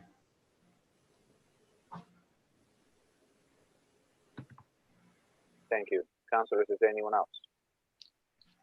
Seeing there's none. Councilor LaPlante, can you rectify your motion before I go for roll call? Sure. So I'm amending my motion to include the language that you see right there. Okay. And now Damaris? we can get this out. Roll call, please. Councilor Vice President LaPlante, Yes. Councilor Rodriguez, Yes. Councilor De La Cruz, Yes. Councilor Pagano, Yes. Councilor Abdul, Yes, on the amendment. Councilor Selena Reyes, Yes. Councilor Levy, Yes. Councilor Estela Reyes, Yes. Council President Vasquez. My vote is yes, the motion carries. Thank you, Councilor LaPlante. You're Now welcome. moving on, we have document 26220. Mr. Vice President. Thank you very much. Document 262 is an appropriation transfer of $171,000 from free cash to other purchase services in the planning department for the Morrison Street design. And this was sent up to the full council with a favorable recommendation. Motion has been made. Is there a second? Second. It's been seconded by Councilor Estela Reyes. Any discussion? And there's none. Damaris, roll call, please. Councilor Estela Reyes, Yes. Councilor Levy, Yes. Councilor Selena Reyes, Yes. Councilor Abdul, Yes, Councilor Pagano, Yes. Councilor De La Cruz, Yes. Councilor Rodriguez, Yes. Councilor Vice President LaPlante, Yes. Council President Vasquez. The president votes yes, and the motion carries. Now moving on to the ordinance committee, we have document 218. Madam Chair from the ordinance committee. Thank you, Councilor President. Document 21820, installation underground facility, National Grid. It came out with favor recommendation to order a public hearing, and I make that as a formal motion. Second. Motion has been made and it has been properly seconded by Councilor Selena Reyes. Is there any discussion? Seeing there's none. Roll call, Damaris. Councilor Vice President LaPlante, Yes. Councilor Rodriguez, Yes. Councilor De La Cruz, Yes. Councilor Pagano, Yes. Councilor Abdul, yes, Councilor Selena Reyes, Yes. Councilor Levy,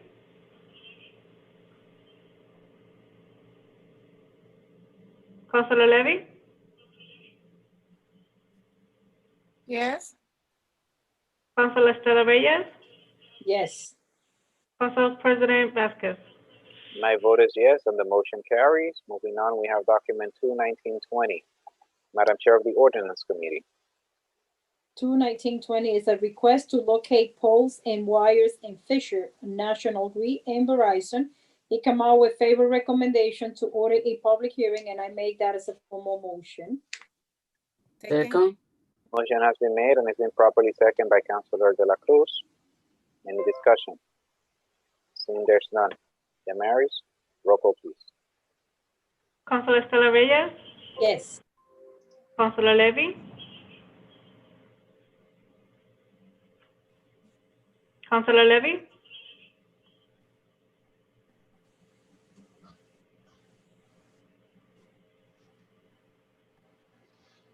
Council President, she is on mute.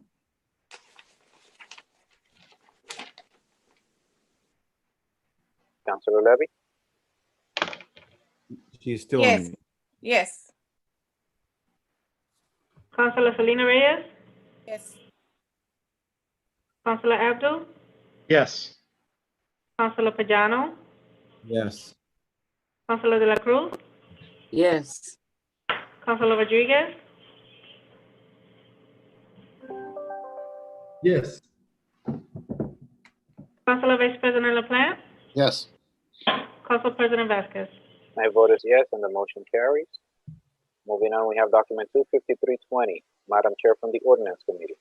25320 is a handicap parking delete at 86 South Broadway, has been put on the agenda by Councilor Rodriguez. It came out with favor recommendation to order a public hearing, and I make that as a formal motion. Second. Motion has been made and it's been properly seconded by Councilor Maria De La Cruz. Any discussion? Seeing there's none. Damaris, roll call please. Councilor Vice President LaPlante, Yes. Councilor Rodriguez, Yes. Councilor De La Cruz, Yes. Councilor Pagano, Yes. Councilor Abdul, Present. Councilor Selena Reyes, Yes. Councilor Levy, Yes. Councilor Estela Reyes, Yes. Councilor President Vasquez. My vote is yes and the motion carries. Thank you. Thank you, Councilor Reyes. Now moving on, we have Committee of the Whole. Mr. Vice President, document 24120. Council President, if there's no objection, I'd like to, based on guidance from our city attorney, I'd like to take document number 242 first, the crafting of the ordinance, and then we can deal with the job posting. Let's do document 24220, Mr. Vice President. Thank you. So the committee on the whole met and sent to this full council with a favorable recommendation, the amending of the city clerk ordinance of 2.16, and I make that in the form of a motion. Second. Motion has been made and it's been properly seconded by Councilor Levy. Any discussion? Also, Mr. President, because of the timing, I'd like to also make as part of the motion that we make this into an emergency to waive the 30 days. Okay. I have, Motion has been made. Second. I have a Councilors. question, Council President. We do need to order a public hearing as this is an ordinance for this one. Okay. So I guess I'll amend my motion to order a public hearing, and of course we will try to accelerate that, Mr. President, as best we can. Correct? Correct. Yes. Okay. Council President. Councilor De La Cruz. Yes, I would like to have the opportunity to read about the changes that were made to that ordinance, because I think we are demanding a lot, and I would like to read more about it before we proceed with this decision. Of course, Councilor De La Cruz. Yeah, the information has been provided to each of us, and you should have it as part of your packet. So we will be, or the motion as presented by Vice President LaPlante is to order a public hearing. So we should definitely have time to address any additional concerns that you might have in the future. Okay. Can anybody send me through the email, send me the decision that was made Um, so far? We have not made a decision yet. We will be voting. So together we will make a decision now if we want to order the public hearing, but no decision has been made. Okay. Yes. Council President, when do you expect that there might be an opportunity for us to have a public hearing on this? So I think that there's great urgency for this. We can call for a special meeting as soon as, with the 29th to have this addressed. That sounds good, Council President. So I would support that on the 29th. I know we have other things that we might have planned then as well, so that would be a good day. Okay.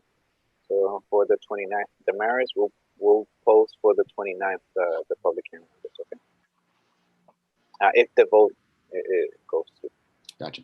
Any further discussion? Seeing there's none, all those in favor, Damaris, please, roll call. Councilor Estela Reyes, Yes. Councilor Levy, Yes. Councilor Selena Reyes, Yes. Councilor Abdul, Yes. Councilor Pagano, Yes. Councilor De La Cruz, Yes. Councilor Rodriguez, Yes. Councilor Vice President LaPlante, Yes. Council President Vasquez. My vote is yes. The motion carries. Mr. Vice President. Thank you very much. Council President, document number 24120, that is the posting of the city clerk's vacancy in the office of the city clerk, was debated at the committee in the whole and sent up to the full council with a favorable recommendation. I make that in the form of a motion and then discussion. Second. Motion has been made and it's been properly seconded by, my understanding was Councilor Selena Reyes. Okay. Yes. Okay, discussion, Council Vice President LaPlante. Council President, because of what we just did with the previous item and because the timing, the order in which we conduct this is very important. It's important that we pass the ordinance first before we do the job posting because of the, if we do it in reverse, the job posting will be under the old rules as opposed to the new rules. So if there's no discussion at some point, I'm going to be making a motion to table this item so that we could have it perhaps at the same night as the public hearing. That sounds correct. Councilor Estela Reyes. I second the motion, if it was a motion. Okay.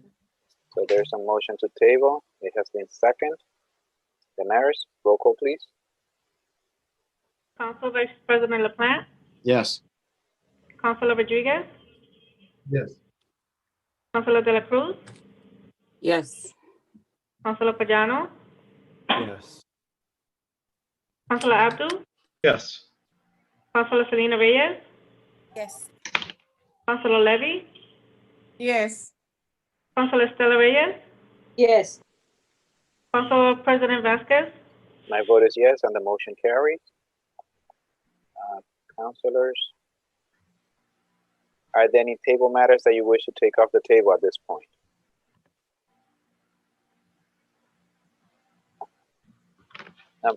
Councilors, is there a motion to take document 22420, which is the resignation of Stephanie Infante from the Greater Lawrence Technical School? So moved? Motion has been made. Second. Was it Councilor Payano? Yes. Okay, it's been seconded by Second, Giovanni Rodriguez. Councilor Rodriguez. Any discussion? Seeing there's none. Damaris, roll call, please.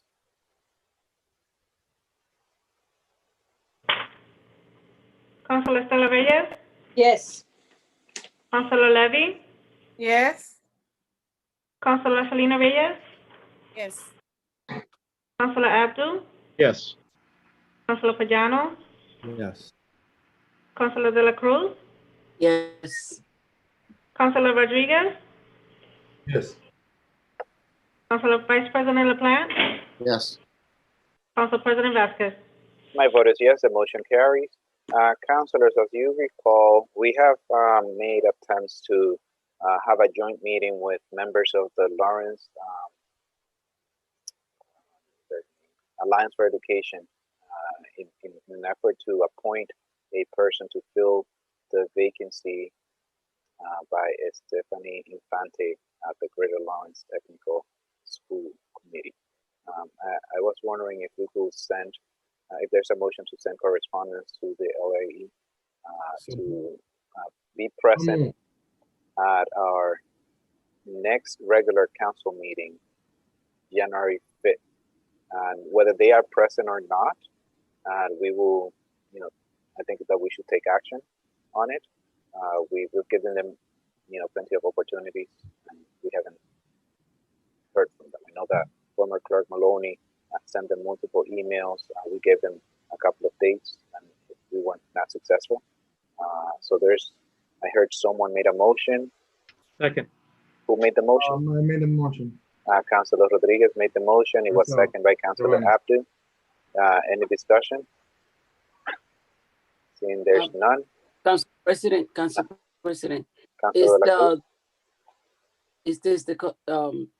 are we planning to pick somebody from the community, or are we planning to pick somebody from who lost the election and was in the second place?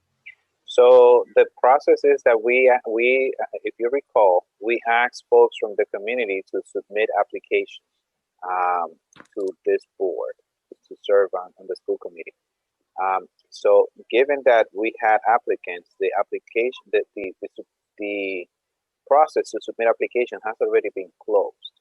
So whoever submitted the applications during that period are the folks that we will have in front of us to determine who will continue to serve this term.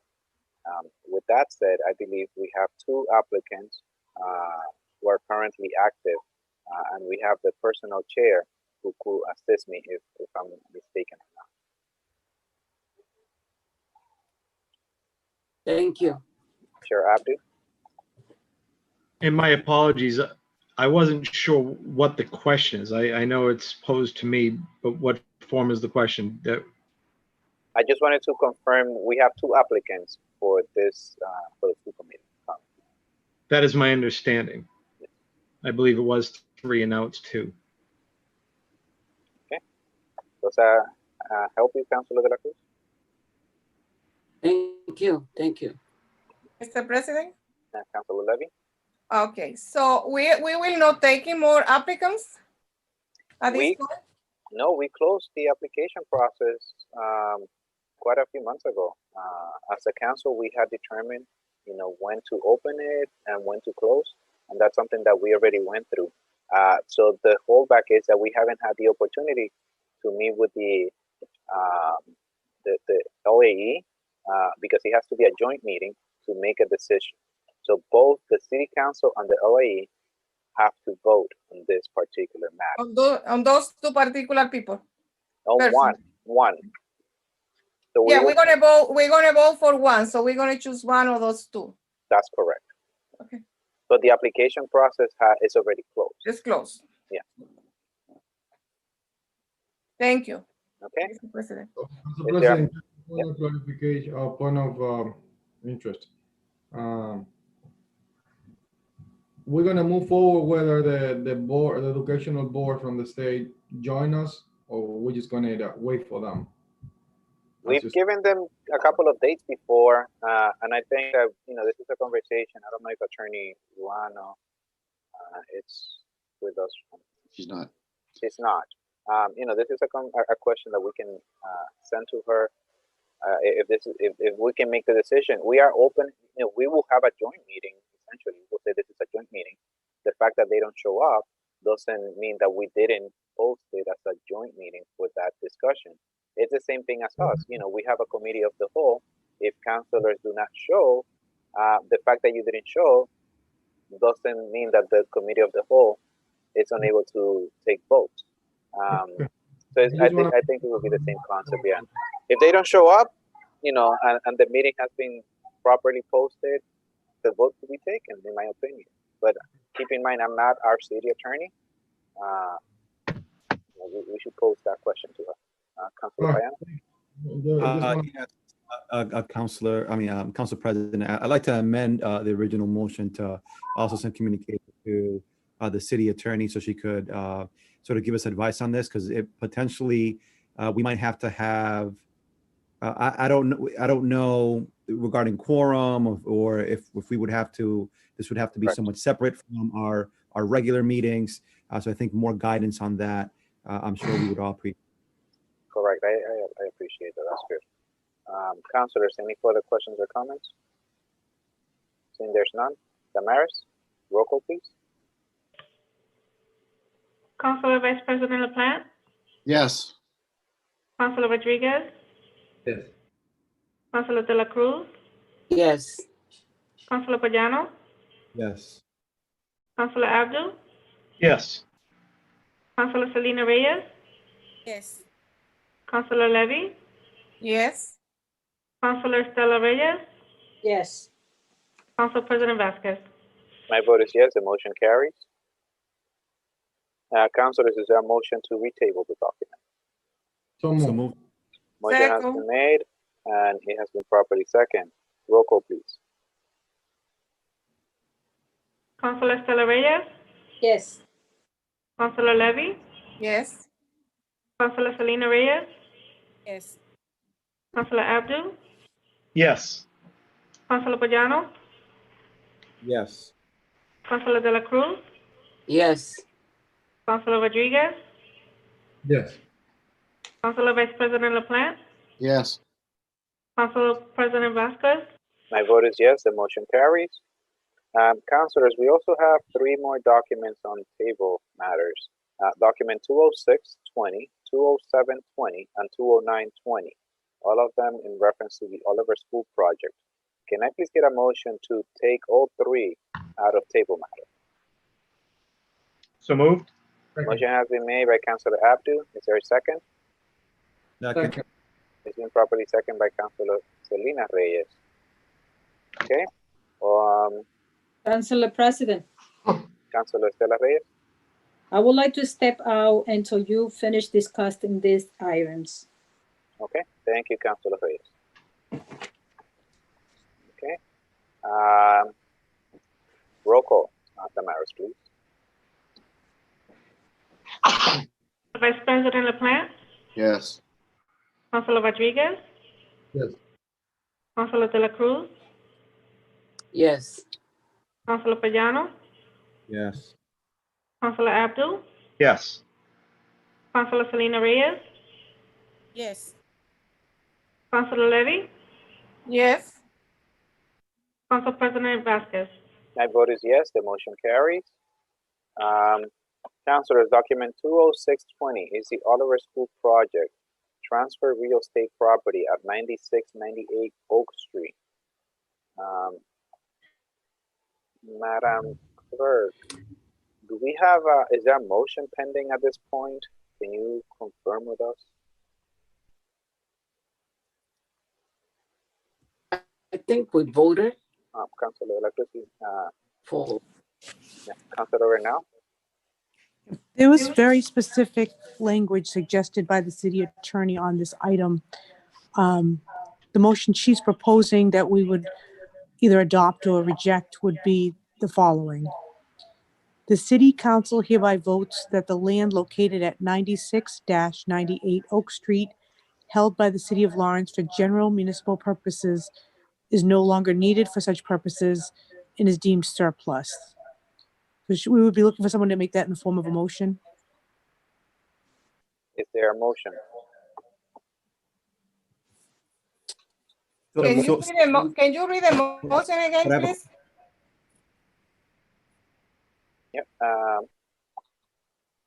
Councilor Bernal, can you please read the motion? Yes. The language proposed by the city attorney reads as follows, that the city council hereby votes that the land located at 96-98 Oak Street, held by the city of Lawrence for general municipal purposes, is no longer needed for such purposes and is deemed surplus. So moved, Council President. I have a question. There's a motion on the floor. Is there a second for discussion purposes? It's been properly second. Second. Councilor Abdu, Councilor Payano. Thank you, Council President. Council President, can you perhaps help me recall a little bit this motion? I thought that we had voted on it. I didn't realize that this motion, that these three items were tabled.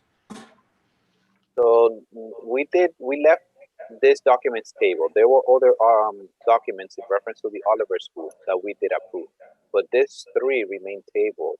I believe Odanis is here. She might be able to provide more info if necessary. So I'm putting on and the city attorney is also here in the meeting as well. She may jump in. But this is what Councilor Bernal just read. This is a recommendation by Attorney Ruano. The City Council hereby votes that the land located 9698 Oak Street, held by the City of Lawrence for general municipal purposes, is no longer needed for such purposes and is deemed a surplus. So essentially what we're doing is declaring this a surplus property with that vote. Council President, can you unmute Odanis, please? And we also have Attorney Ruano with us. And through you, Council President, so I'm still unclear if someone can recollect us as to what we voted on at the previous, I think it was 2 meetings ago, and essentially what the difference is voting on now. I got the answer, Council President. Let's look at the actual documents. If you bear with me, we all have the table documents that have been submitted. So let's go to our table documents so we all have, the same. Council President, I have some clarifications on that. Okay, Councilor Rodriguez. Okay. Councilor Rodriguez. Yes, thank you, Council President. Through you. I would like to remind everybody that item 206 and 207, those were the two parcels that came from the Lawrence Redevelopment Authority, that it was given to the city for $1. In the other item 209 is the discontinuing of Cardillo Way. So on the two items we accept, on the 207, 206 and 207, we accept those. And we actually send that, we need to take another vote to be able to use those parcels for the project. For now, my question is the design have changed that we no longer need those for the project? Councilor And with the President Vasquez point, may I provide some clarity as to the previous votes and what we hear today?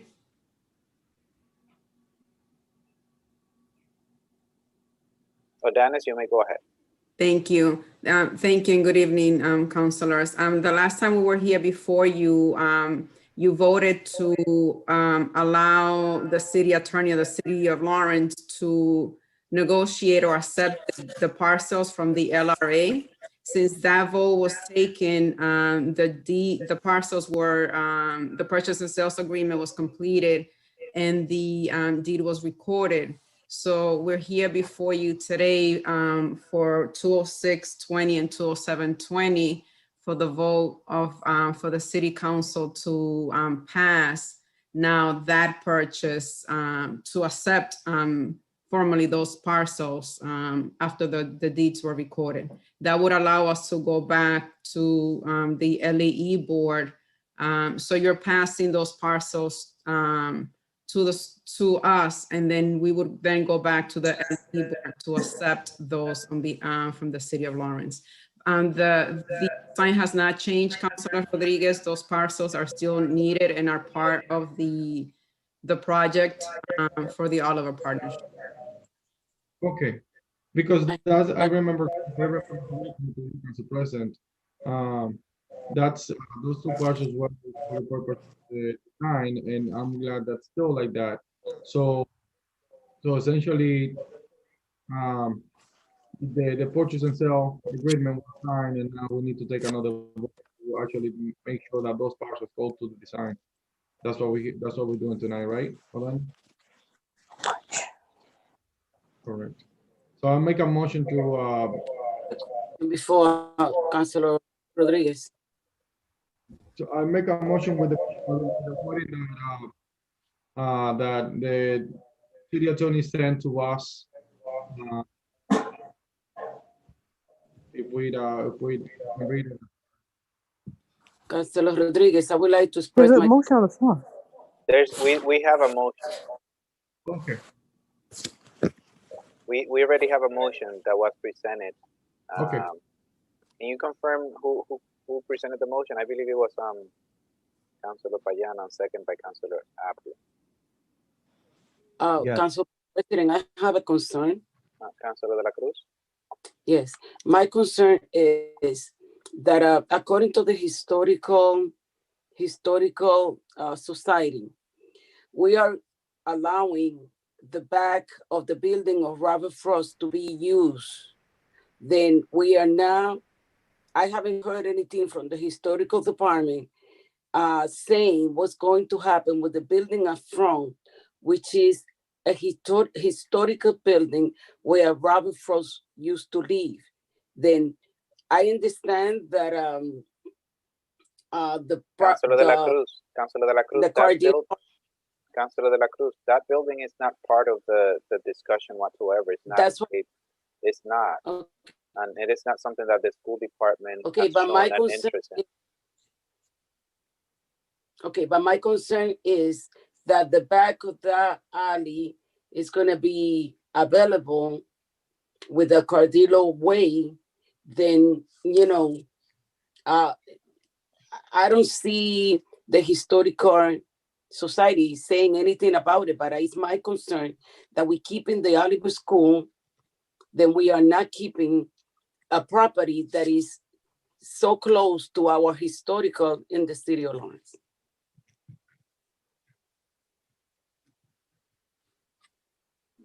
It is my concern. It is my belief that, that should be part of the Oliver School as a museum or as a library or whatever. But I found it strange that the historical department hasn't stepped in and say something about it. Yes, thank you for your comments, Councilor De La Cruz. Is there anyone else?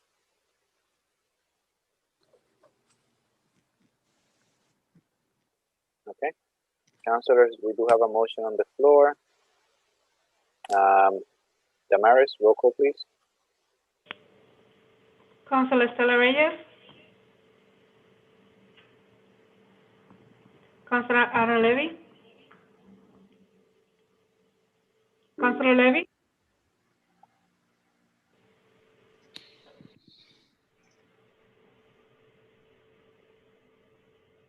Noted. Councilor mute. Selena Reyes. Yes. Councilor Abdul. Yes. Councilor Payano. Yes. Councilor De La Cruz. Yes. Councilor Rodriguez. Yes. Councilor Vice President LaPlante. No. Councilor President Vasquez. My vote is yes, the motion carries. Moving on, we have document Attorney Ruano. I believe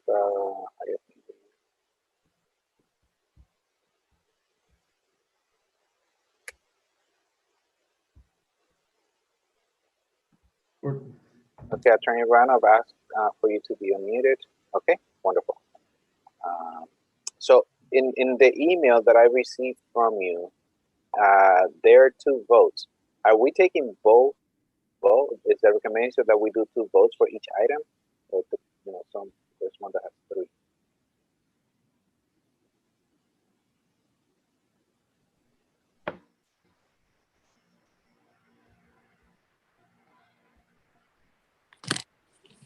Did anybody hear me or did I? Yes, we can hear you. Okay. So with respect to item 206 and 207, 2 votes are necessary. With respect to 209, 3 votes are necessary. So right now we're on item 206. So I believe you just took the vote to declare it surplus. Now you have to take a separate vote to transfer the care, custody, and control and maintenance over to the school department. Okay, councilors, what I will do is that I am going to share my screen. That way you will have an opportunity to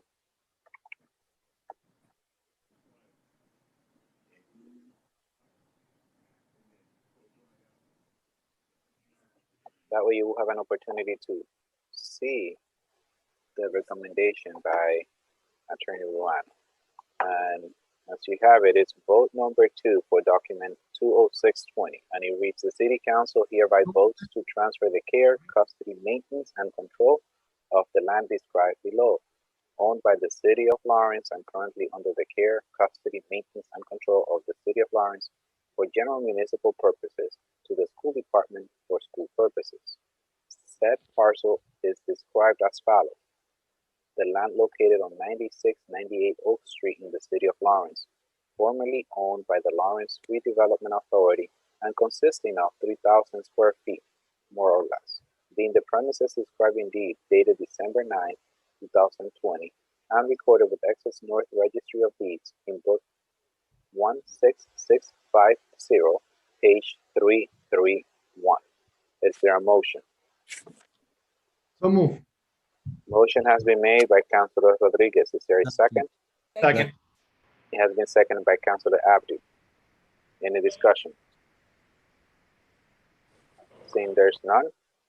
Damaris, roll call, please. Councilor Vice President LaPlante, No. Councilor Rodriguez, Yes. Councilor De La Cruz, Yes. Councilor Pagano, Yes. Councilor Abdul, Yes.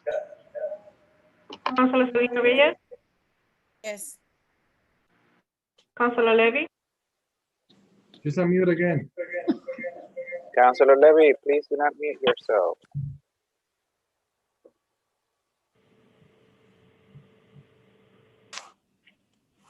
Councilor Levy, can you please call the Zoom meeting?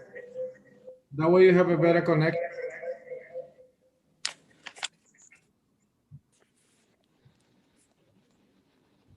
I'm gonna have to pay for some internet for her.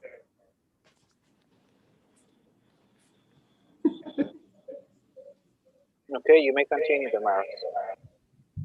Councilor President Vasquez, My vote is yes. The motion carries. Councilor Levy? He's muted. Is here for the quorum? Yes. My connection was gone again. I'm sorry, I'm having problem with the connection. There is a connection that is called 100. Councilor Rodriguez? That's Councilor Rodriguez? Councilor Rodriguez. Okay, moving on. We have document 20720 is the Oliver School Project, real property, 104, 106 Oak Street. Councilor, similar to the previous document, we received language for the recommendation of the vote. We also have to take 2 votes. I will share my screen with each of you. Vote number 1. The City Council hereby votes that the land located at 104, 106 Oak Street, held by the City of Lawrence for general municipal purposes, is no longer needed for social purposes and is deemed surplus. Is there a motion? Motion has been made by Councilor Rodriguez, and it was second. Was it Councilor Selena Reyes? Yes. And it's been seconded by Councilor Selena Reyes. Any discussion? Seeing there's none. Damaris, roll call, please. Councilor Levy, Councilor Levy,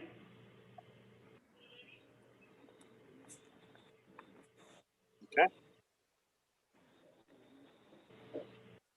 Let's move on. Councilor Selena Reyes, Yes. Councilor Abdul, Yes. Can you hear me?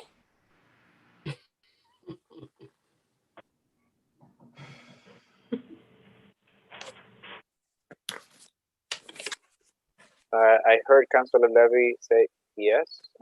Please note that, Councilor, Damaris. Councilor Payano, Yes. Councilor De La Cruz, Yes. Councilor Rodriguez, Council Vice President LaPlante, No. Council President Vasquez. My vote is yes, the motion carries.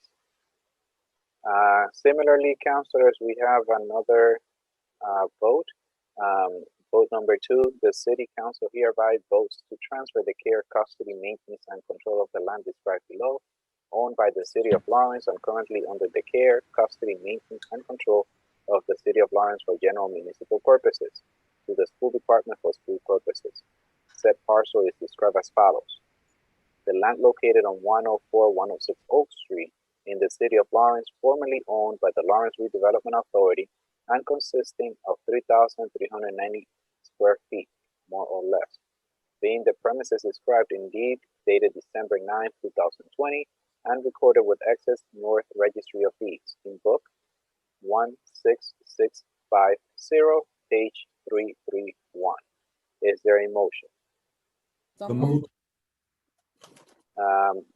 I believe I heard Councilor Abdu. Not So Abdu. moved. Okay, so motion has been made by Councilor Abdu. Who seconded? Second. It's been seconded by Councilor Selena Reyes. Okay. Any discussion? Mr. President, Councilor Abdu? let the record reflect, I did not make the motion or second it. I believe it may have been my colleague. Okay, so I heard when I asked for the second, Councilor Selena Reyes, did you second the motion? Yes, before you say, you asking, I say so move. Okay, so you made the motion, and there was another person who seconded the motion. And Councilor Payano second? Councilor Payano seconded the motion. Okay. Yeah. Okay. I think there's a delay with Councilor Payano's voice, at least on my. Oh, I'm not sure right now. Thank you for letting me know, Council President. I thought that, maybe you didn't like me. Not at all. No, definitely. No. I think there's I can see you when you spoke, you really talking. I could see the mouth moving, but it didn't sound here. Okay.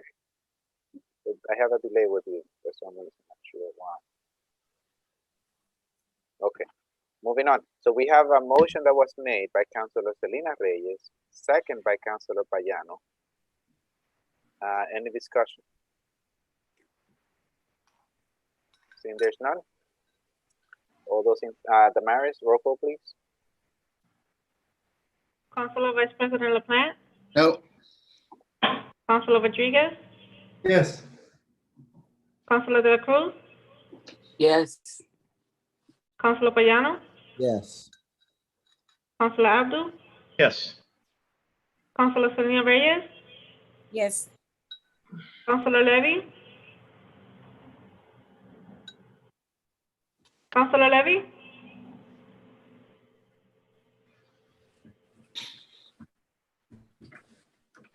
I'm sorry, I'm not doing, it's getting my connection. What is your vote, Councilor Levy? I say yes. Yes. and Council President Vasquez. My vote is yes. The motion carries. Councilors, moving on, we have document 20920. It's the Oliver School Project discontinued the use of Cardillo Way. Similarly, councilors, we were given a recommendation for the vote by City Attorney Ruano, and I will share the screen. In this case, we will be taking 3 different votes. Vote 1 is a vote to discontinue Cardillo Way pursuant to Massachusetts General Law, Chapter 82, Section 21. Is there a motion? So moved. Second. This time, I think I heard Councilor Abdu once again. Am I Yes, sir. correct? Yes, Okay, sir. and the second came from Councilor Levy. Any discussion? Seeing there's none. Damaris, roll call, please. Councilor Levy, Yes. Councilor Selena Reyes, Yes. Councilor Abdul, Yes. Councilor Payano, Yes. Councilor De La Cruz,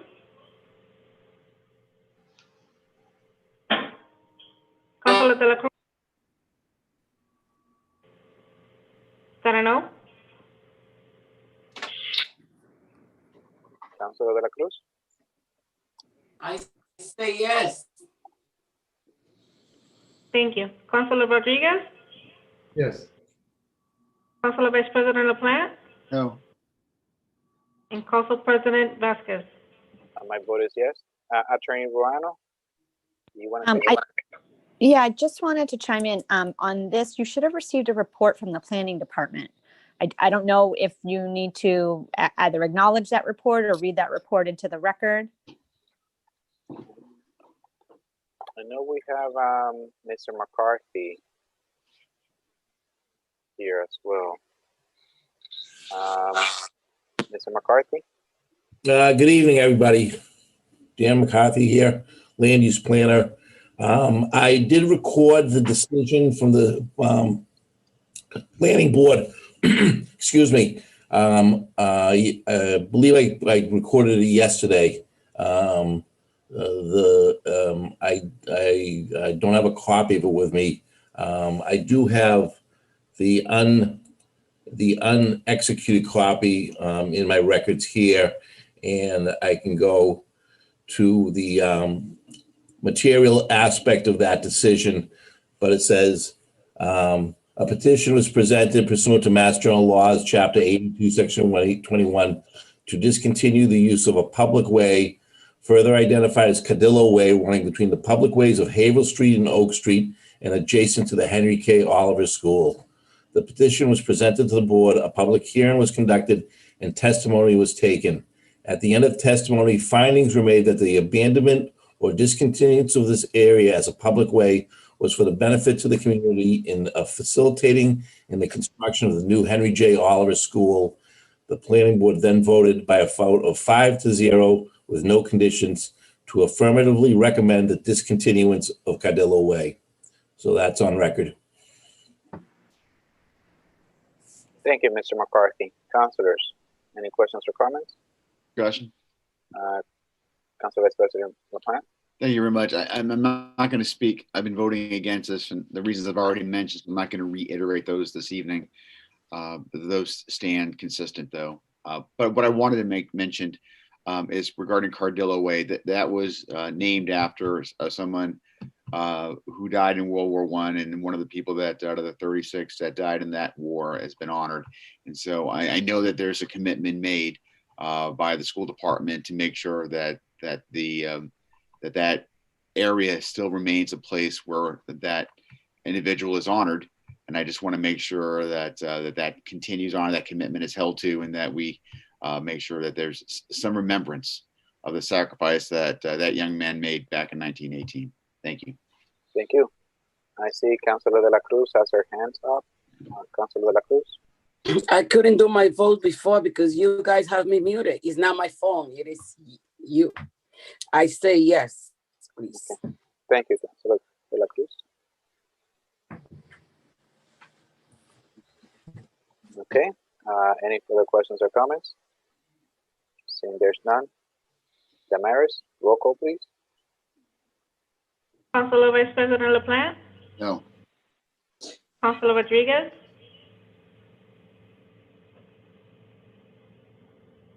Councilor Rodriguez,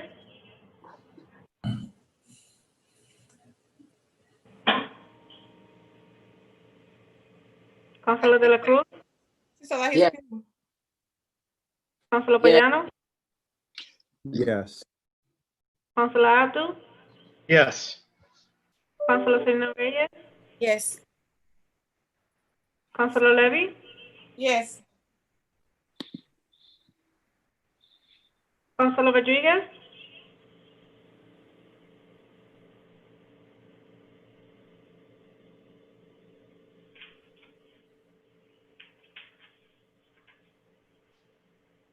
Councilor Rodriguez. I don't think He's it's in the, I he's think not that here. he lost the connection. Yeah, he's not connected. Okay, Councilor President Vasquez. My vote is yes. The motion carries.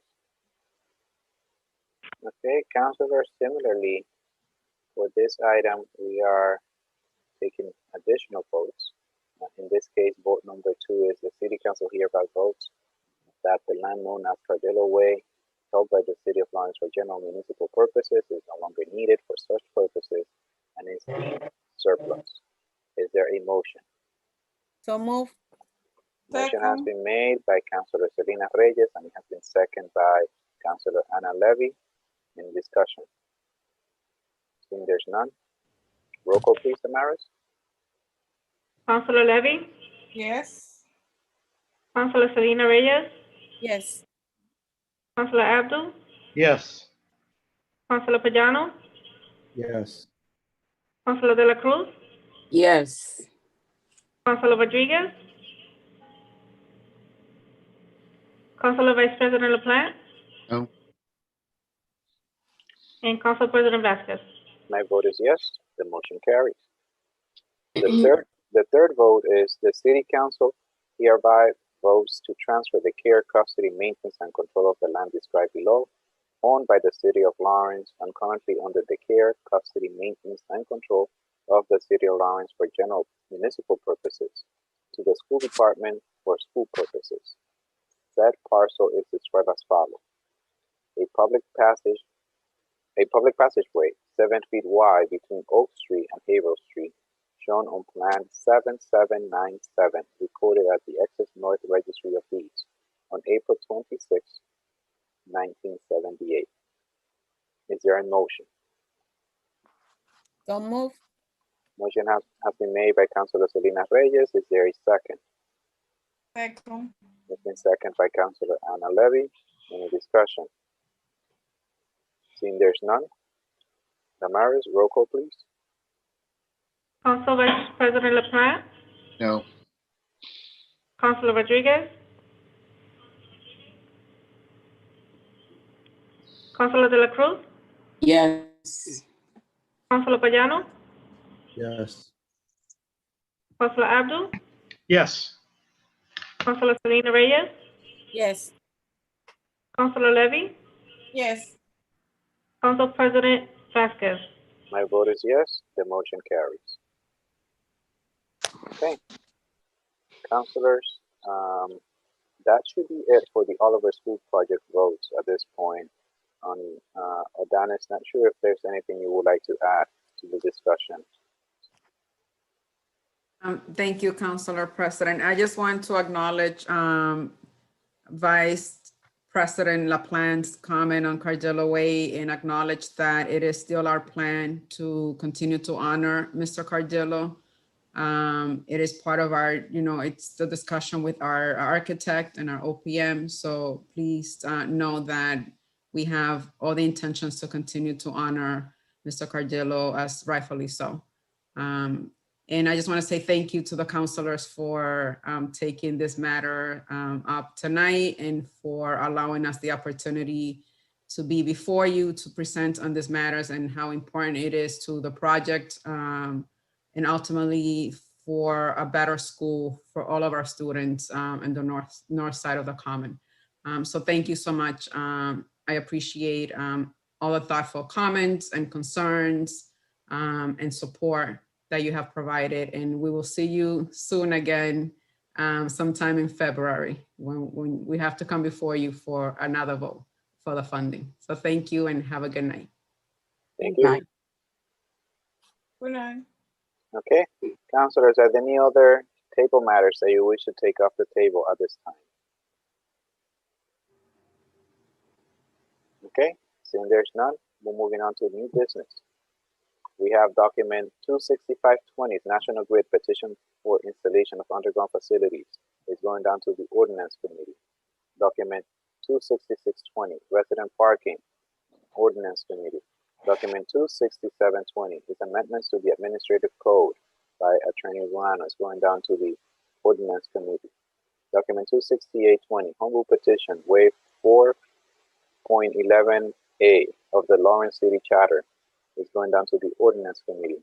Document 27120, request for authorization to spend book grants, is going down to the Budget and Finance Committee.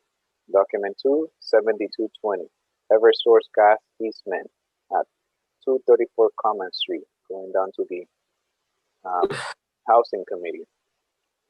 Document 27320, one-way Willow Street, is going down to the Ordinance Committee. Document 27420, one-way Exchange Street, going down to the Ordinance Committee. Document 27520, permanent easements for construction and maintenance. 433, 435 South Broadway, Housing Committee. Document 27620, permanent easements for construction and maintenance. 421, 423 South Broadway, Housing Committee. Document 27720, permanent easements for construction and maintenance. 372, 372A South Broadway, Housing Committee. Document 27820, permanent easements for construction and maintenance. 437A South Broadway, Housing Committee. Document 27920, permanent easements for construction and maintenance. 425, 427 South Broadway, going to the Housing Committee. I believe Mr. McCarthy is here on the and he wishes to speak in reference to the easements. Mr. McCarthy, you have the floor. Good evening, everybody. Again, Dan McCarthy, Launch Planning Office. The permanent easements numbers 275 through 279 are easements on South Broadway. Approval of all acceptance of easements requires a public hearing, and tonight I'm requesting that we have a preemptive vote, an early vote, to request that these be a vote to have a public hearing scheduled for these matters in anticipation that they'll come back from the committee with an approved, with approval. The reason behind this is all scheduled, these are DOT construction matters. They all work on a construction schedule. And I've been speaking with the state auditor who handles our programs, and he said that if we were able to get these to the state by January 9th, we could be on the first round of construction for the next fiscal year. So the earliest date we could get a vote would be January 4th. I'm anticipating we'd go to Housing Committee and return on January 4th. So I would ask that a vote be taken tonight so that we could publish these for a vote and a public hearing both on January 4th. January 5th. January 5th? Yeah, okay. Councilors, is there a motion to take those, to take document 275, 276, 277, 278, and 279 as a block to order a public hearing? So moved. Motion was made, I believe, by Councilor Ana Levy. It has been seconded by Councilor De La Cruz. And I believe I heard, if I'm not mistaken, Councilor Vice President McMahon, discussion. Yep, thank you. So just real quick, the nature of the work, Mr. McCarthy, entails what, just generally? Yeah, it's part of the TIP program, spending federal money aid. We are repairing, we're replacing all the sidewalks on a portion of South Broadway around the Mount Vernon Street intersection. The purpose is to both improve the safety and the ADA requirements around that intersection. We'll be putting new intersection control lights, new crosswalks. Yeah, okay. Bump outs, new handicapped accessibility, the sounds and the material for the handicapped. Yeah. We also will be putting new sidewalks down for a good portion of South Broadway. I've met with all the property owners who will be affected by this, and they've all been eager to participate and are looking forward to this work. And those are the people who are providing these easements. Thank you. It's been a long time coming. I know that my colleague in District E has been on the on this with me as well, and this is a big issue for both of us. And so I'm glad we can expedite this. So thank you. Thank you. Councilors, any further questions or comments? Seeing Yes. there's none. No? Councilor Abdu. Thank you, Mr. President. And I just want to make a form of a comment to help those folks at home. And I thank Mr. LaPlante for drawing that out, because that was going to be my question of Mr. McCarthy.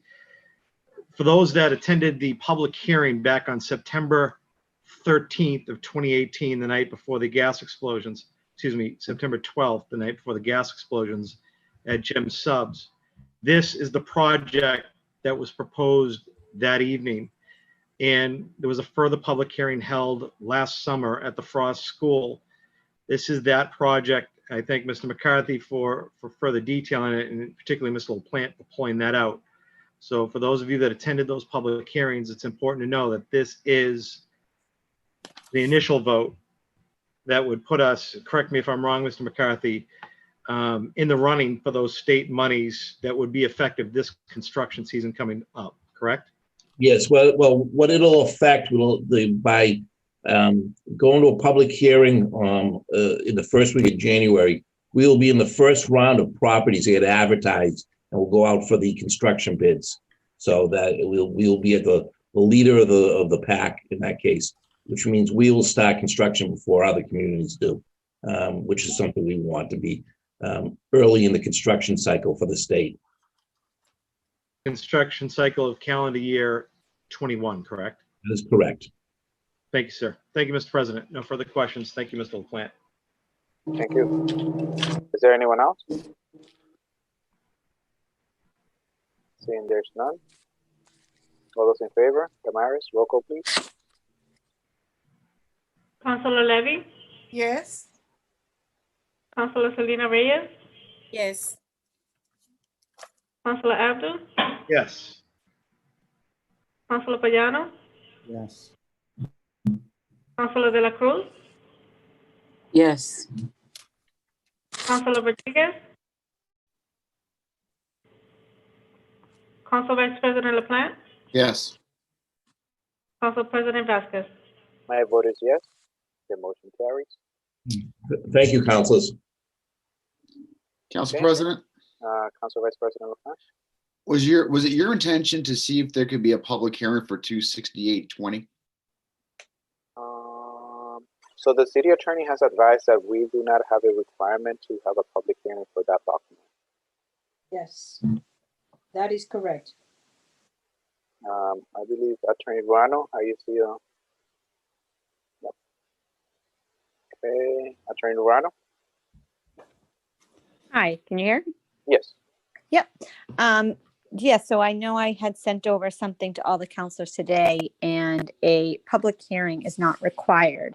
It is optional. If one is ordered, you can always order one. However, under the city charter or state law, it is not required. Through you, Mr. President, I have a question for Attorney Ruano for you. Through the ethics clause and the conflict of interest of statutes and guidelines, would this be something that you would advise me to, if I could, take a vote or to not take a vote on? What is the motion? If there was to be a motion, if I were to present it or to make a motion to have a public hearing, is that something that I could participate in?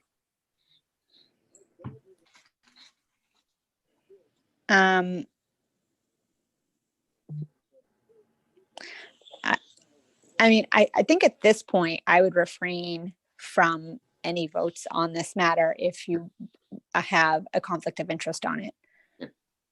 I think advancing it one way or the other, whether it's advancing it to a public hearing or not to a public hearing or all of that, I think lends itself to the conflict. Thank you, Attorney Ruano. Council President, Councilor Payano? on that, I'd like to make a motion that we order a public hearing for item 26820. There's a motion on the floor. Second. pending a vote from the ordinance committee. Okay, Second. there's a motion on the floor. It's been properly seconded by Councilor Anna Levy. Any Council discussion? President, I'd like to make, I'm going to be recusing myself from this vote because of an appearance of a conflict, if potentially a conflict. I am recusing myself as well, given that the councilor with most senior will be Councilor Estela Reyes becomes the chair. Councilor Estela Reyes. Okay, so the motion is to order a public hearing. Damaris, roll call.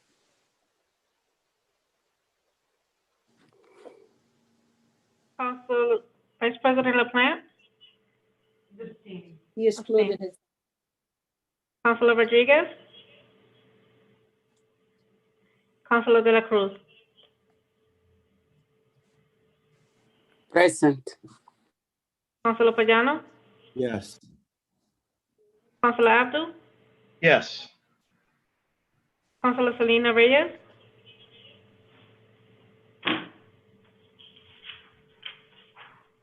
Councilor Selena Reyes, Present. Councilor Levy, Yes. Councilor Estela Reyes, No, Councilor So- President Vasquez. no, he excluded himself, so the motion fell. Yep. Councilor President, Thank you, Councilor Reyes. Mr. Chair from the Housing Committee. Council President, Vice President LaPlante needs to be unmuted.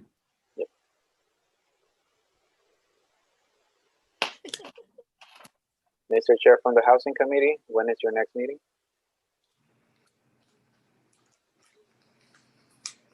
Mr. Who's the Vice Chair of Housing? Council President, I am the vice chair. As I'm just trying to recall, I do not believe that there was any items that were sent to the Housing Committee. So since there's nothing, No, we'll have We do, with all the easements that we just Eastman. discussed. Oh, the Eastman. All the easements. I thought that went to my best friend, Councilor Estela Reyes, but oh, wow, thank you. So I was gonna say that your background, but no, so I don't know. So thank you for coming to my agenda. Council President, so Monday, 7 p.m. Monday, 7 p.m. for housing. Okay. Ordinance. Councilor President, may I have a few minutes before I book this meeting?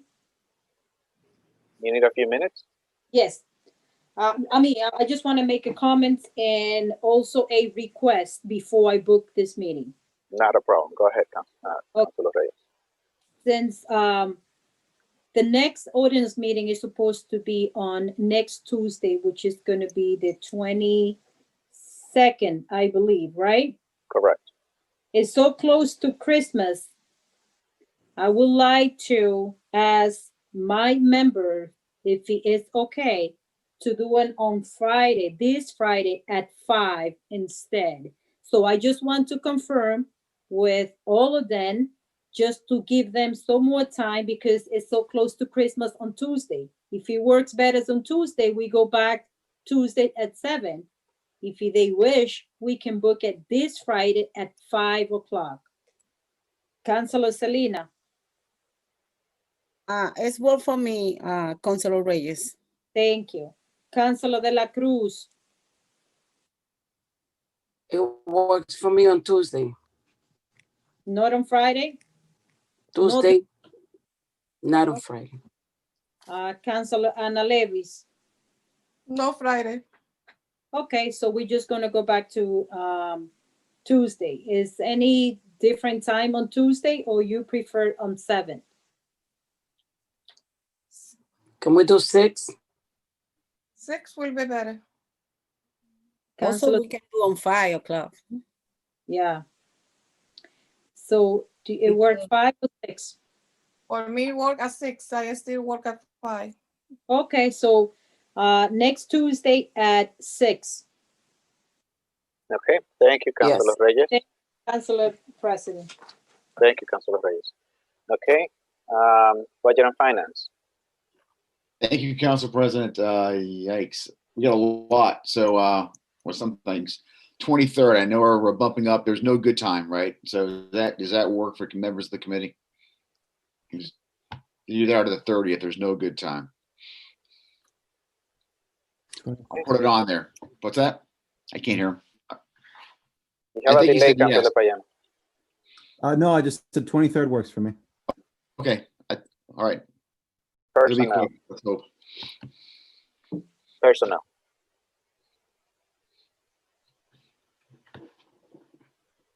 We are on vacation. No personnel. Instead of two. No personnel. Okay. There are no items. Public safety. Not No. anything. No. Okay. So that should do it. And councilors, we are scheduling a special council meeting for the 29th to address that one document. And we will also include the report by the ordinance committee for document 26820. So we will be addressing both the city clerks and 26820. Okay, is there a motion to adjourn? So moved. Motion to adjourn. Motion has been made by Councilor Levy. It was seconded by Councilor Selena Reyes. Damaris, roll call, please. Councilor Estela Reyes, Yes. Councilor Levy, Yes. Councilor Selena Reyes, Yes. Councilor Abdul, Yes. Councilor Payano, Yes. Councilor De La Cruz, Yes. Councilor Rodriguez,